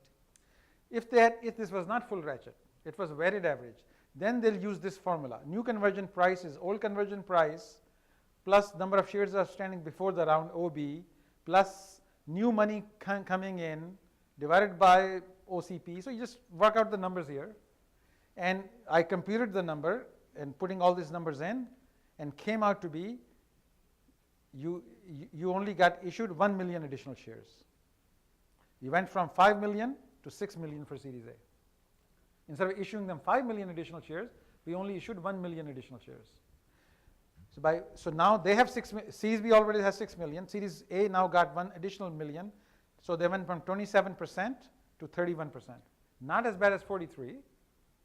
And this formula, as you can see, has to do with timing, when the shares were issued, and how many number of shares issued in this round, number of new money invested. It's not a complicated formula. You can just work the numbers.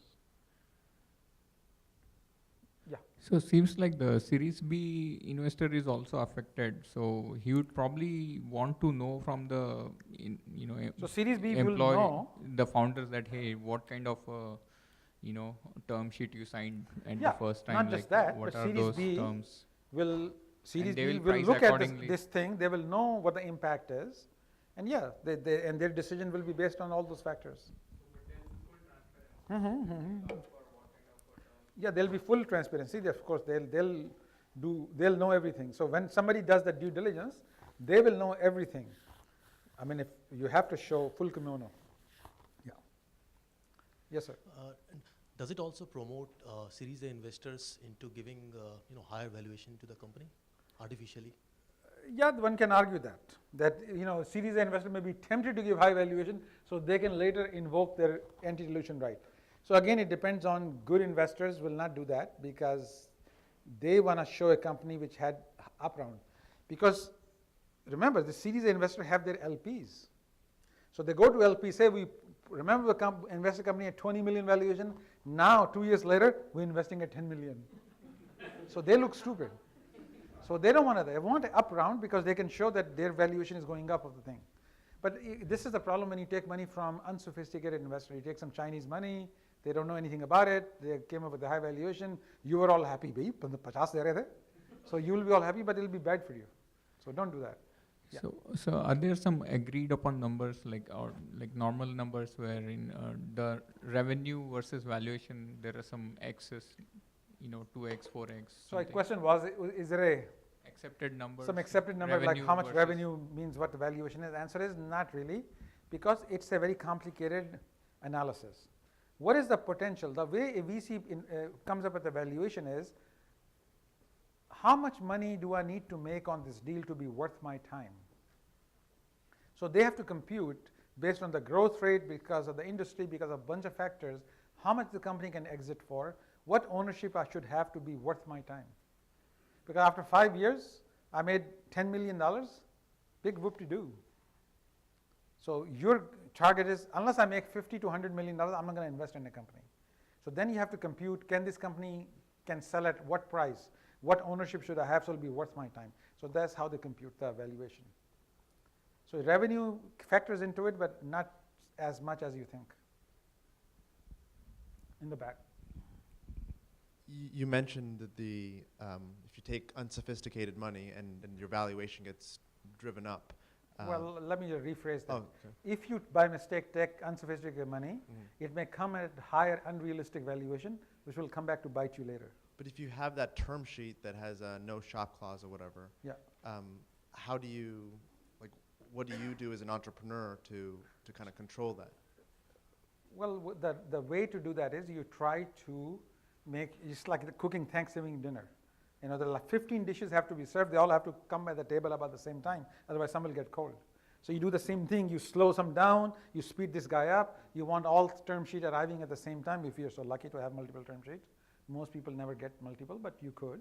So you try to sort of time them so they all come at the same time because you have 2, 3, 4 days to make a decision. Yeah. Thanks.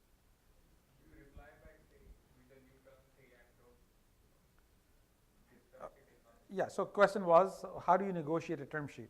And answer is, first thing when you get the term sheet, you sit down with your corporate attorney and say, what is market? This is a legal speak for what is normal. But the word is it market? So you'll sound very sophisticated next time. Is this market? No. Is it normal? Is it like what's happening? So he will say, okay, this is pre-market, this is normal, but these 3 things we can push back. You have to pick, you're not going to push back on 17 items because then you'll prove to them that you're going to be annoying. And nobody wants to invest in a company when the founder is going to be annoying for the next 4 years, 5 years. So you want to be smart and you're going to push back on no more than half a dozen things, probably 3, 4 things. So you sit down with any, what are the 3, 4 most egregious things we should push back on? And that's what you negotiate.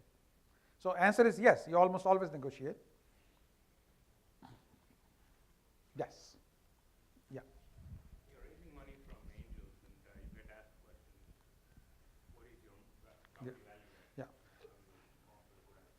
So question is, when you go to angel investors and many of them say, what is a company valuation? What is a good answer? And answer is, this is, if somebody's asking the question, first of all, you wrote down in your diary, yeah, this guy is so unsophisticated. Because he's going to be trouble. Should I really take his money? Because smart ones should not ask this question. They should know that we don't know the valuation, it's a convertible note or something like that. But your answer should be, your official answer is, sir, I'm good at building companies. I know a lot about software or hardware. That's not my specialty. We'll have a VC put a number on it. If that doesn't work and guy really wants an answer, then you may have to come up with some answer. And typically when you're raising money on angel money and some number is going to be, well, it's all over the map, but 5 to 10 million is typically the valuation of a Series A company. There are always exceptions, but a number like 5 to 10 will be normal. Nobody's going to have a lot of conversation about it. Because VCs at Series A want to own anywhere from 25 to 45% of the company. So if you, depending on how much you're raising, also factors into that. So. So this question will come up even when you go to sell the company. Then you'll have to make much more. So question was, would this question come up when they sell the company? And even then, your answer should be same answer with the rug merchant ask you in Istanbul. You don't want to put the moment you put the first number, you're screwed. So you know better than that. You have done this before. You want them to put a first number, and it's like, are you crazy? So it's the same thing. It's like old-fashioned bazaar haggling. And of course, you don't say it like that. You say it very MBA terms. Well, depending on the strategic value we bring, based on whatever it cost you to redesign this thing, what's the time value of this investment, what's the competitive threat, you say it that way. But it's haggling, it's bazaar. So yeah. So let's say you are going to Sorry, raise. in the back. Let's say you are going to raise Series B. And do angel investors or Series A investors have any say in that? Do they control who you can raise money from or how much you can raise? Yes, because of these various controls. In other words, series preferred shares, existing preferred, will have basically the veto rights. You have to get, typically the term will be the 60% of the Series A has to agree to issue more shares. So you're trying to issue shares from some Russians, they may say no, or anybody they don't like. So when I say control, this is where the control is exercised. Even to sell the company, they can reject it. Because you don't get Series A approval, you cannot sell the company or issue more shares. So that's what the control is.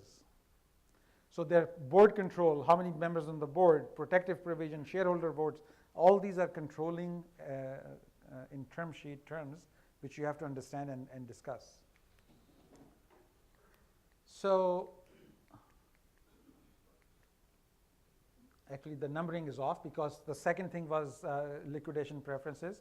First thing was valuation, then was the economics, third was the control, fourth is the founder treatment, which we're going to get into in 2 minutes. So when you're negotiating term sheets, Yeah. can you use that time to shop around? So question is, and answer is, before you put the ring on her, could you be dating? What do you think? No, answer is kind of yes, but be careful. If you're openly dating, no good will come out of that. So again, it's exactly the same dynamics here. So you have to like go back to old girlfriends and like, ek hafta hai, bata de. So it's the same honestly, it's the same conversation. So look, I know we've been working with you. I know you're interested in investing money. We have some decisions to make. In about a week, just letting you know in case there was interest. It's exactly the same conversation. Yeah. You keep talking about the board and the control. So you got the board and the VCs and the founders. Who has got the control and who is what? To answer the question, the board control, like what exactly do you mean? So who's on the board? Let's decide that. So the board typically is so just to be obvious, but just for the sake of completeness, who owns the company? Apple. Who owns Apple? Answer is shareholders. You may have 10 shares of Apple, you are a shareholder. Apple has like 6 billion shares, lots of shareholders. So they elect a small set of people, anywhere from 5 to 9, who are board of directors representing shareholders' interest. Board's job is to hire and fire a CEO, and CEO is given instructions, do this, and CEO then hires a team and executes that instruction. In this case, in a startup company, shareholders are what? They are the founders and investors. So they select a board of directors, and this is typically part of this discussion is, there may be 2 seats for common shareholders, 2 seats for preferred shareholders, and a 5th seat to be chosen by the preferred but acceptable to common. Meaning, what? It'll be a buddy of the VCs. So they have 5, you have 2. So they'll make sure that they have control. Now sometimes they can say a mutually agreed upon between common and preferred, but chances are they want to make sure they'll only approve somebody who leans in that direction. So does that answer the question? So if there are 3 founders, then only 1 or 2 will be on the board. They say you decide which one, because typically the CEO is on the board. So typically CEO could be a founder or could be outside CEO. In this case, founders only get 1 seat. And supposedly CEO is supposed to be siding kind of with founders, but may not. He or she may not. And if there are 2 seats for Series A investors, Yeah. and if there is Series B, Yeah, then what happens? Then Series B happens, and sometimes the number of board seats can go up from 5 to 7. But sometimes they'll say Series A had 2 seats, one of them will step down, and Series B will take that. So they will do this kind of a thing to keep the board in that small board is better because less things. So when as company gets bigger, like a public company may have 9 to 11 seats. IBM has like 13, but that's like really big company. Yeah. All right, let's talk about the 4th bucket, founders treatment. Is it better to keep like a small board, like just 3 people? If you can get away with it, yes, good to have a small board because you have fewer conversation, fewer fights, easier to agree. But when by the time VC come in, it probably is in general 5% board. But sometimes you could be different. Yes, sir. What about independent director? Yeah, the 5th one is the independent director. So 5th one is typically there's a independent, like how independent it really is. So but when you get to a public company, then they're a lot more stricter Sarbanes-Oxley rules. So then you have to bring in even more independent directors, and they have separate committees. So by the time you go public, then different rules apply. But until startup, that's not Independent is का ये वही चालू आदमी. Yeah. Angels do not get typically any board seat because they're not putting any big chunks of money. Seed investors. Yeah, see, the question is how the seed thing was done. If seed was done as a priced round, so it's really like a Series A except smaller, so we call it seed. And then, so I did a seed round, so, you know, so I have 2 board seats, one as a founder, one as a Series Seed lead guy. And my independent is my CTO, my CFO is my independent guy. So I have 3 people on the board because we haven't done Series A yet. And Series A hogi, then it'll be five, then 2 people will come in. Yeah. So yeah, founder's treatment. So this is the question when you say, what if I get terminated? What happens to my shares? What happens? Do I get any salary? What if I die? What happens to my shares? So these are various things which you should be thoughtfully, carefully thought about and negotiate. Let's walk through them one by one. So founder's termination. Suppose you get terminated. Now you may want to ask why I'm being terminated. They all would want is termination for cause or no cause. Because if there's a cause, you may not get any special treatment, but there is no cause. They just don't like the way you behave or your, you know, whatever. Dhoti pehen ke aa jata hai. So, you know, so that could be a reason for termination. What should be a good definition of cause? What do you guys think? What should be defined as cause when you could be terminated with cause and you don't get any acceleration of your shares or something? Fraud? Harassment? See, huh? Inability to, but these things are hard to prove. I mean, how do you prove this? So you want, ideally from your point of view, something which has a legal definition. You may say felony. If you're convicted of a felony, then, you know, so that has a legal definition. I always negotiate except for traffic related. Bhai, raat thi, banda bhi kala tha, mujhe kya pata. So you want that, you know, so eliminate if you can. So you want to define the cause. Then with cause, without cause. Then there's something called constructive termination. So this means, this really happens when, you know, after a merger or acquisition. So somebody, so company gets acquires you, and then you could be now terminated because, like, if you're a CEO, they don't need a second CEO. So they don't, you're a CFO, they don't need a second CEO of acquiring company, so they can terminate you. So that's termination without cause because you didn't do anything wrong, company got acquired. So this is called double trigger termination. First trigger was that company got acquired. Second trigger was your job you got eliminated because acquiring companies does not need a second CFO or a CEO. In that case, you can then negotiate what happens. A typical would be, you can negotiate all my unvested shares immediately become vested. You can say I want 6 months or 9 months or even 12 months salary as my severance. So these are the things you can negotiate. If this happens, what do I get? Constructive termination means that I'm not terminating you, but now you'll be working from Juneau, Alaska. Goodbye. And I'm not terminating you, so I don't have to give you any acceleration. Or your new salary is $25,000 a year, used to be $200,000, but I'm not terminating you, please continue to work. You want to protect yourself with this clause. So typical is that if my principal work of where I work moves more than 25 or 50 miles, or my salary is reduced more than 10% and it's not part of like a company-wide reduction, then this is cause for constructive termination.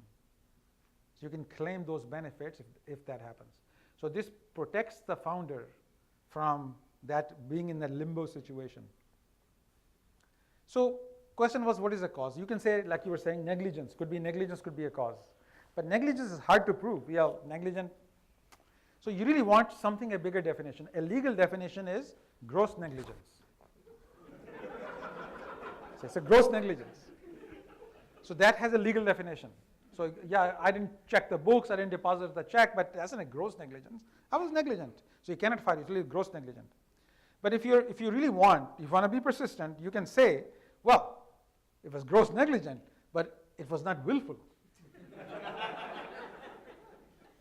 So I wasn't mean to ho gaya bhai, it wasn't willful.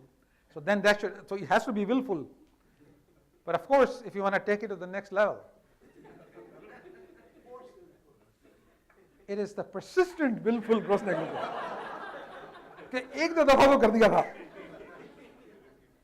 So this, nobody has gone to the red level. I tried a couple of times.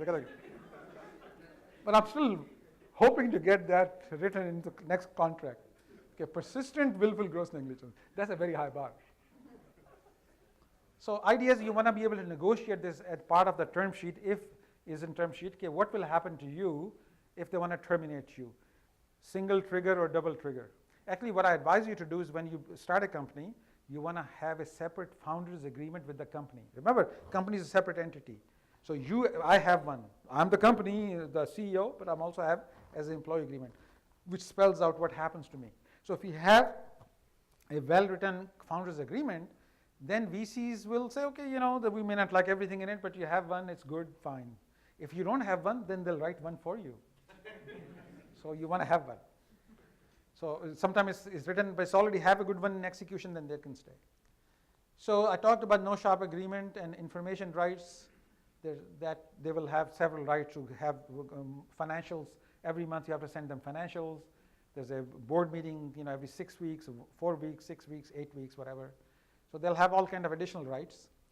So how do you negotiate? You basically work with the lawyer. You list your half a dozen items you want to negotiate.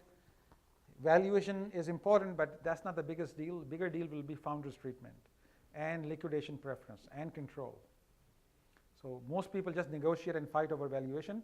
So you get 3 term sheet. If you're lucky enough to get 3 term sheet, one is at 10 million, one is at 12 million, and 17 million. You'll be tempted to take the 17 million, but read carefully because other things may be more important. Maybe the 10 million has 1x liquidation preference, 17 million has 3x liquidation preference, and bad founders treatment. So this is why when I'm educating you on these 4 different elements so you can be smart about which one to accept and why. So should you take investors' money? And answer is you don't have to take investors' money. If you're starting a pizza place, karyani ki dukaan, you don't need it. Question is, some business you are in a race. If you don't get there, somebody else will get there. When Facebook and all these things were happening, it was a race. Whoever got the big overall marketplace, people are going to remember that. Uber, same thing. So these people threw a lot of money to do that. So you can still get there as it's hard on the engine. You could be revving at very high RPM and still get there, or you can be revving at low RPM and get there much easier. That's the difference. So you can get to here at any place, but if you take the other people's money, you can throw fuel on the fire and make it a bigger fire. So investors never want to invest in normal business. See, normal business grows like this: time, revenue. They want to find things which can grow like that, because this is when the big payoff comes. So they're willing to throw money at this thing, but what they want in exchange is control. Because this, you can make a big bonfire very quickly. This is what they want. So this is the big vision you're going to pitch. This is what you're going to talk about. So in the remaining time we have, we're going to discuss the cap tables briefly. I know you've been very patient, been sitting. I cannot believe it. No class sits this well. Do you have any question, or should I jump? I only have 6 slides left, so not too much. Can you? So, can you briefly talk about the founders vesting period? Is it part of the term sheet? Which formula? Founders vesting. Founders vesting, yeah. And then, like, if founder voluntarily leaves the company, is there any clause in the term sheet? Yeah. So founder, typically when investors put money in, they want to make sure the key founders will stay with the company for the next 4 years. That's why typical employee vesting is 4 years. Suppose you started the company 2 years ago. Now you're taking investor money. They will restart the clock on your 4-year vesting because they want you to stick around. Now this is annoying because you already have been company for 2 years. So you can negotiate a little bit of accelerated clause. You can say, look, consider me 25% vested now for next 3 years. So start the 4-year vesting, but start the clock 1 year ago. So I'm compromising, although you've been company 2 years ago, you're starting the vesting clock 1 year ago. What about the employees? What about employees? No, employees get 4-year vesting. Vesting is good for you. You protect, because you don't want a lot of people just walking away with a bunch of shares. They have to be here long enough to contribute. The most important thing we didn't discuss today and is this. How many people know about this? That's a pretty good number. What is 83B? So if you make a mistake, your lawyer can fix just about any mistake you make. It's a matter of money, except this one. This you cannot fix.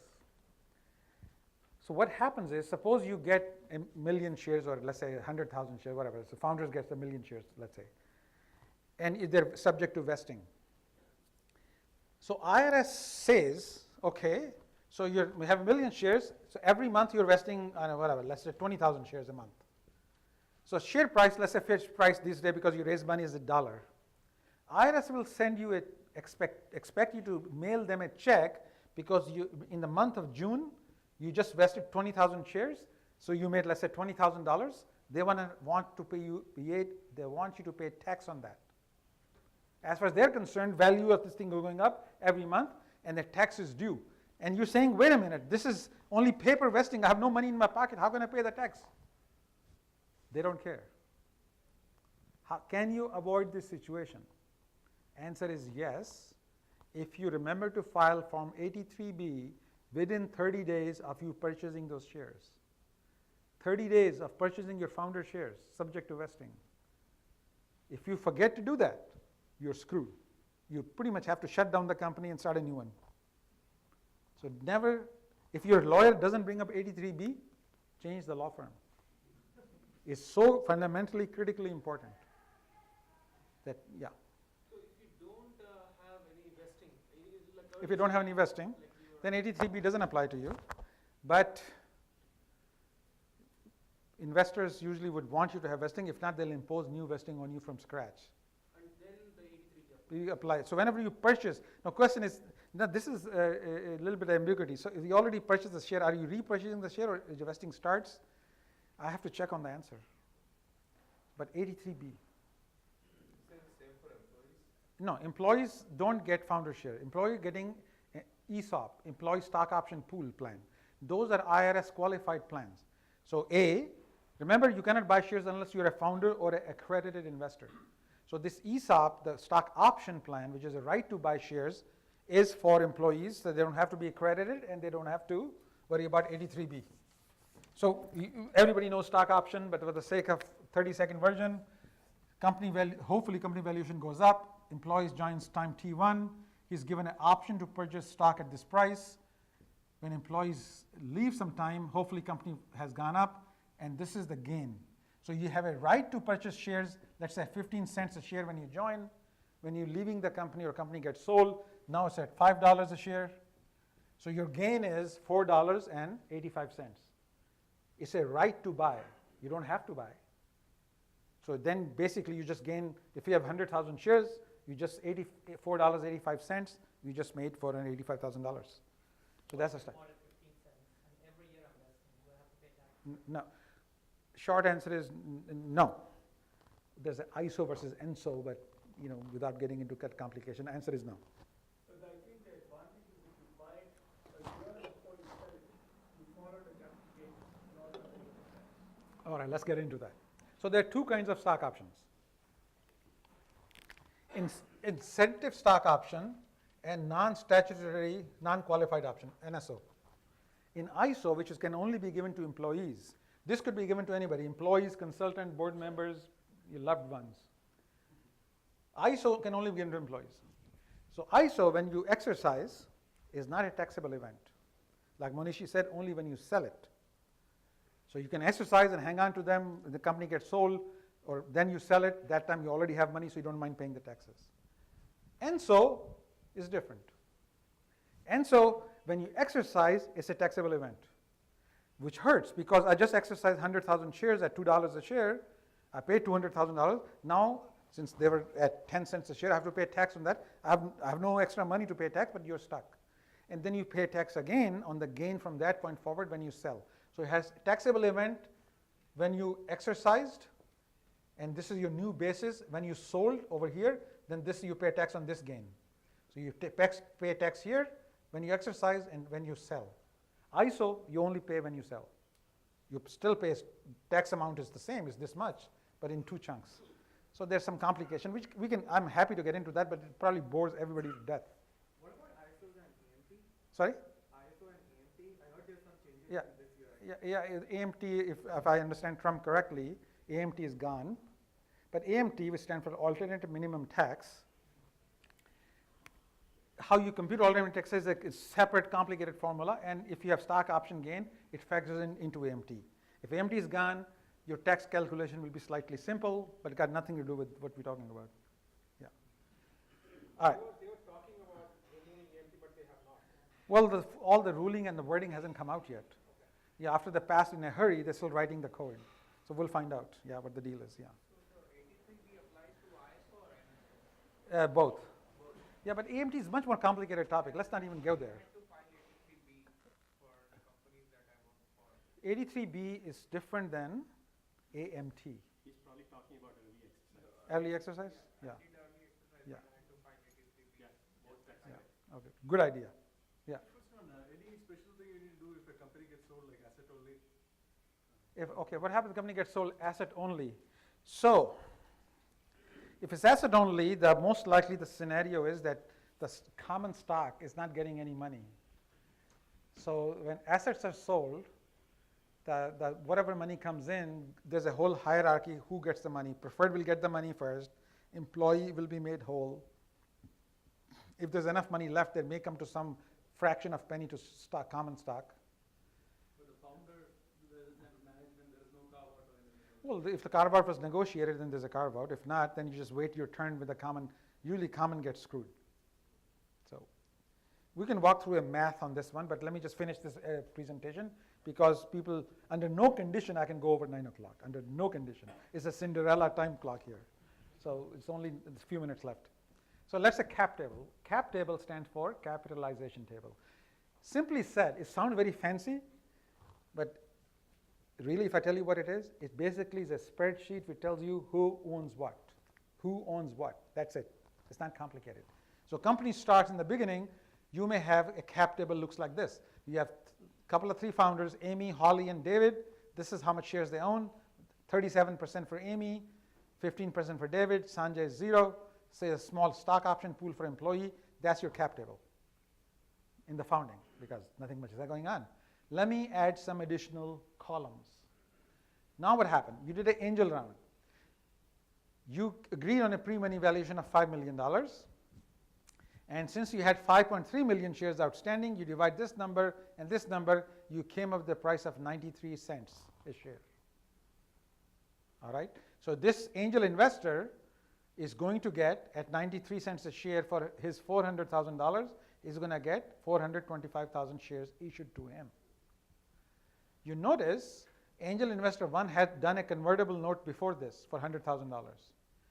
And angel investor 1 is going to, and so did Amy, by the way. There were 2 people that had done convertible note. They're going to get this price, 75 cents a share. Why?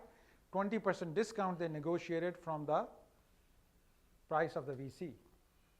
So those 2 angel investors who did 100,000 shares, they get 75 cents a share. So for the $100,000, they get 133,000 shares issued to these 2. These guys, they came in they did not put money early, no convertible note, they paid 93 cents a share, and this is how many shares they get. So we just issued additional 1,074,000 shares, total number of shares outstanding, 6.3 million. Anybody confused? It's in a series seed because it's a smaller than normal.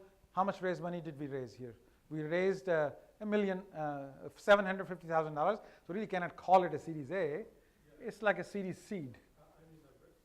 The math is, yeah. It's a priced round. It's a seed round, priced round. And yes, all the computation is like a VC round. You're correct. Yeah. Is this information supposed to be shared with the founders and employees and everybody, or in secret? So board is shared at the board level, which means the founders and the investors, but not all employees. Okay. So I'm going to make it a little bit more complicated. So if any confusion so far, ask me. So this is the angel round, and we are saying that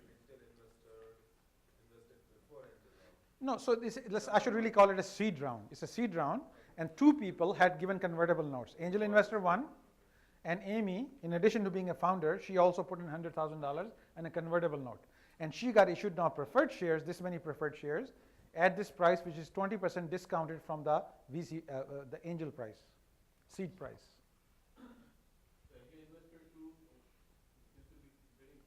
Angel investor 2 did not put early money. Angel investor 2 came same time as the lead angel, so they paid that full 93 cents a share. But angel investor 1 has invested 6 months prior. Actually, this is the actual term sheet from my last company. Just the names have been hidden to confuse the enemy. Are you Sanjay? How true you are.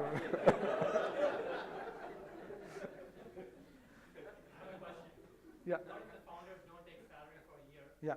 It's an indirect investment into the company. Yeah. Is it or is it not? Well, it's not considered by VCs as a investor. So, you were equity, you're putting in your sweat equity. But some angels try to do a loan with the company, which the company has to pay back when investment comes in. But investors may negotiate, say, look, we're not going to pay this loan because that's your sweat equity. So yeah, you can try to play some games, but usually it doesn't work. Yeah, depending on the investor. Deferred compensation to employee. Deferred compensation meaning you want to pay them 100,000 salary, you can only pay them 50, the 50 is deferred. Again, no investors wants to have new money walk out the door. So investors see that if you're going to put in $1 million, $500,000 will walk out, they will be reluctant to put in this company. They'd rather put their money where it will be used to create more value. So that is usually frowned upon, not looked at, again, depending on the investor because they're all different, but if it's a small amount like, it's less than 5% or something, then fine, but it's really not good. Why do you even have Sanjay role? Yeah, well, Sanjay in the beginning was founder, but he never bought his shares, he fizzled out, so his name was still on the thing, but his loss.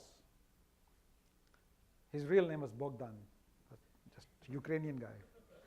That explains it. Okay, so then there's a Series A.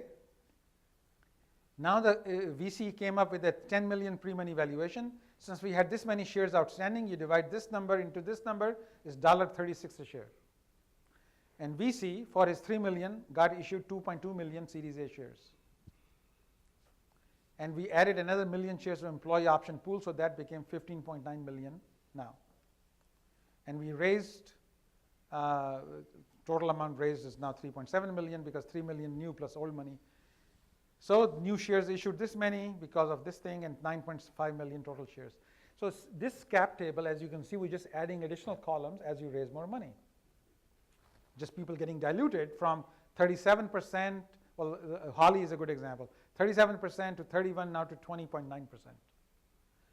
So let's see what happens if the company is sold. Who gets what? So this cap table tells you very easily if company gets sold in 3 different scenarios. Company gets sold for this amount, 125 million, low like 15 million, and if he gets sold before took the VC money for 10 million, because now you don't have to pay liquidation preferences, there's no VC money a year. So you notice how much Holly makes, 3.1 million at 10 million exit, but she makes the same amount at a 15 million exit because you took the VC money after paying the liquidation. This was non-participating. You have to even paying the liquidation preference, she made the same amount of money. So point here I'm making is if you take the money before VC, even a small exit could be handsome. Once you take the VC money, then you really have to have a big exit to be worth your while. Yeah.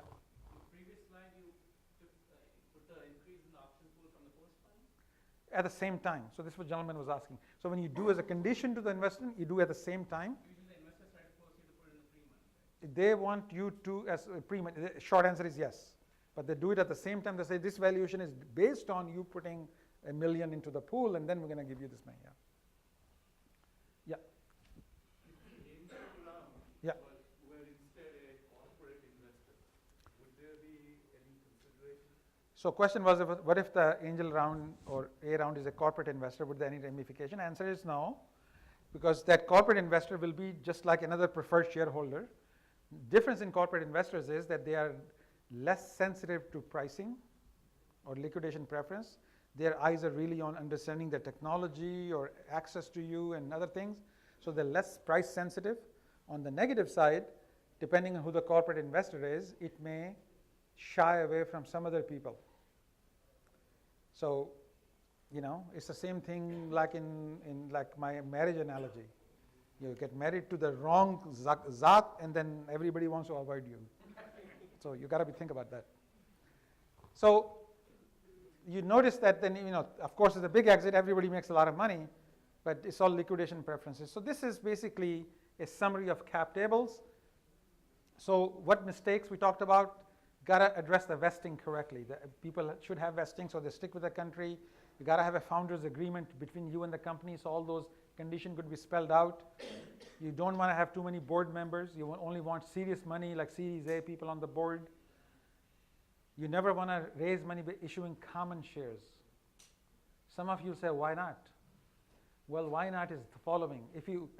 How do I know? Because we made this mistake. We issued, with my fingerprint sensor company, had Korean investors. So they invested money. They invested a Korean divorce lawyer as a corporate lawyer because they can speak the language. He common shares, why make it complicated? Yeah, common shares. At 60 cents a share. So now you cannot issue option less than what you sold common for. So I was CEO. I had 500,000 shares at 63 cents a share. When I was leaving the company, I couldn't exercise 500,000 shares 63. I didn't have $300,000. So I left 500,000 shares on the table. 1 year later, they did a reverse merger, company went public, $6 a share. And I was like depressed. But because of that stupid mistake. So if they issued those 63 cents preferred shares, the common share option price could have been less than that, maybe 6 cents a share, 10 cents a share. So it's much more attractive to your employees to have a low option price. And you do that by not raising money using common shares. Of course, to get a too high valuation, you have a down round, we talked about this, that's no good, and not filing 83B. So we notice we have covered a lot of these mistakes as a part of our normal discussion. And your takeaways are, don't worry about dilution, make a bigger pie, and just do it again. Don't get all hung up on being the founder for life. Do it again. You're just learning to, idea is that you're going to do many companies. Don't get all hung up on one. Just do it often. So, we brings it exactly at 9 o'clock. Okay.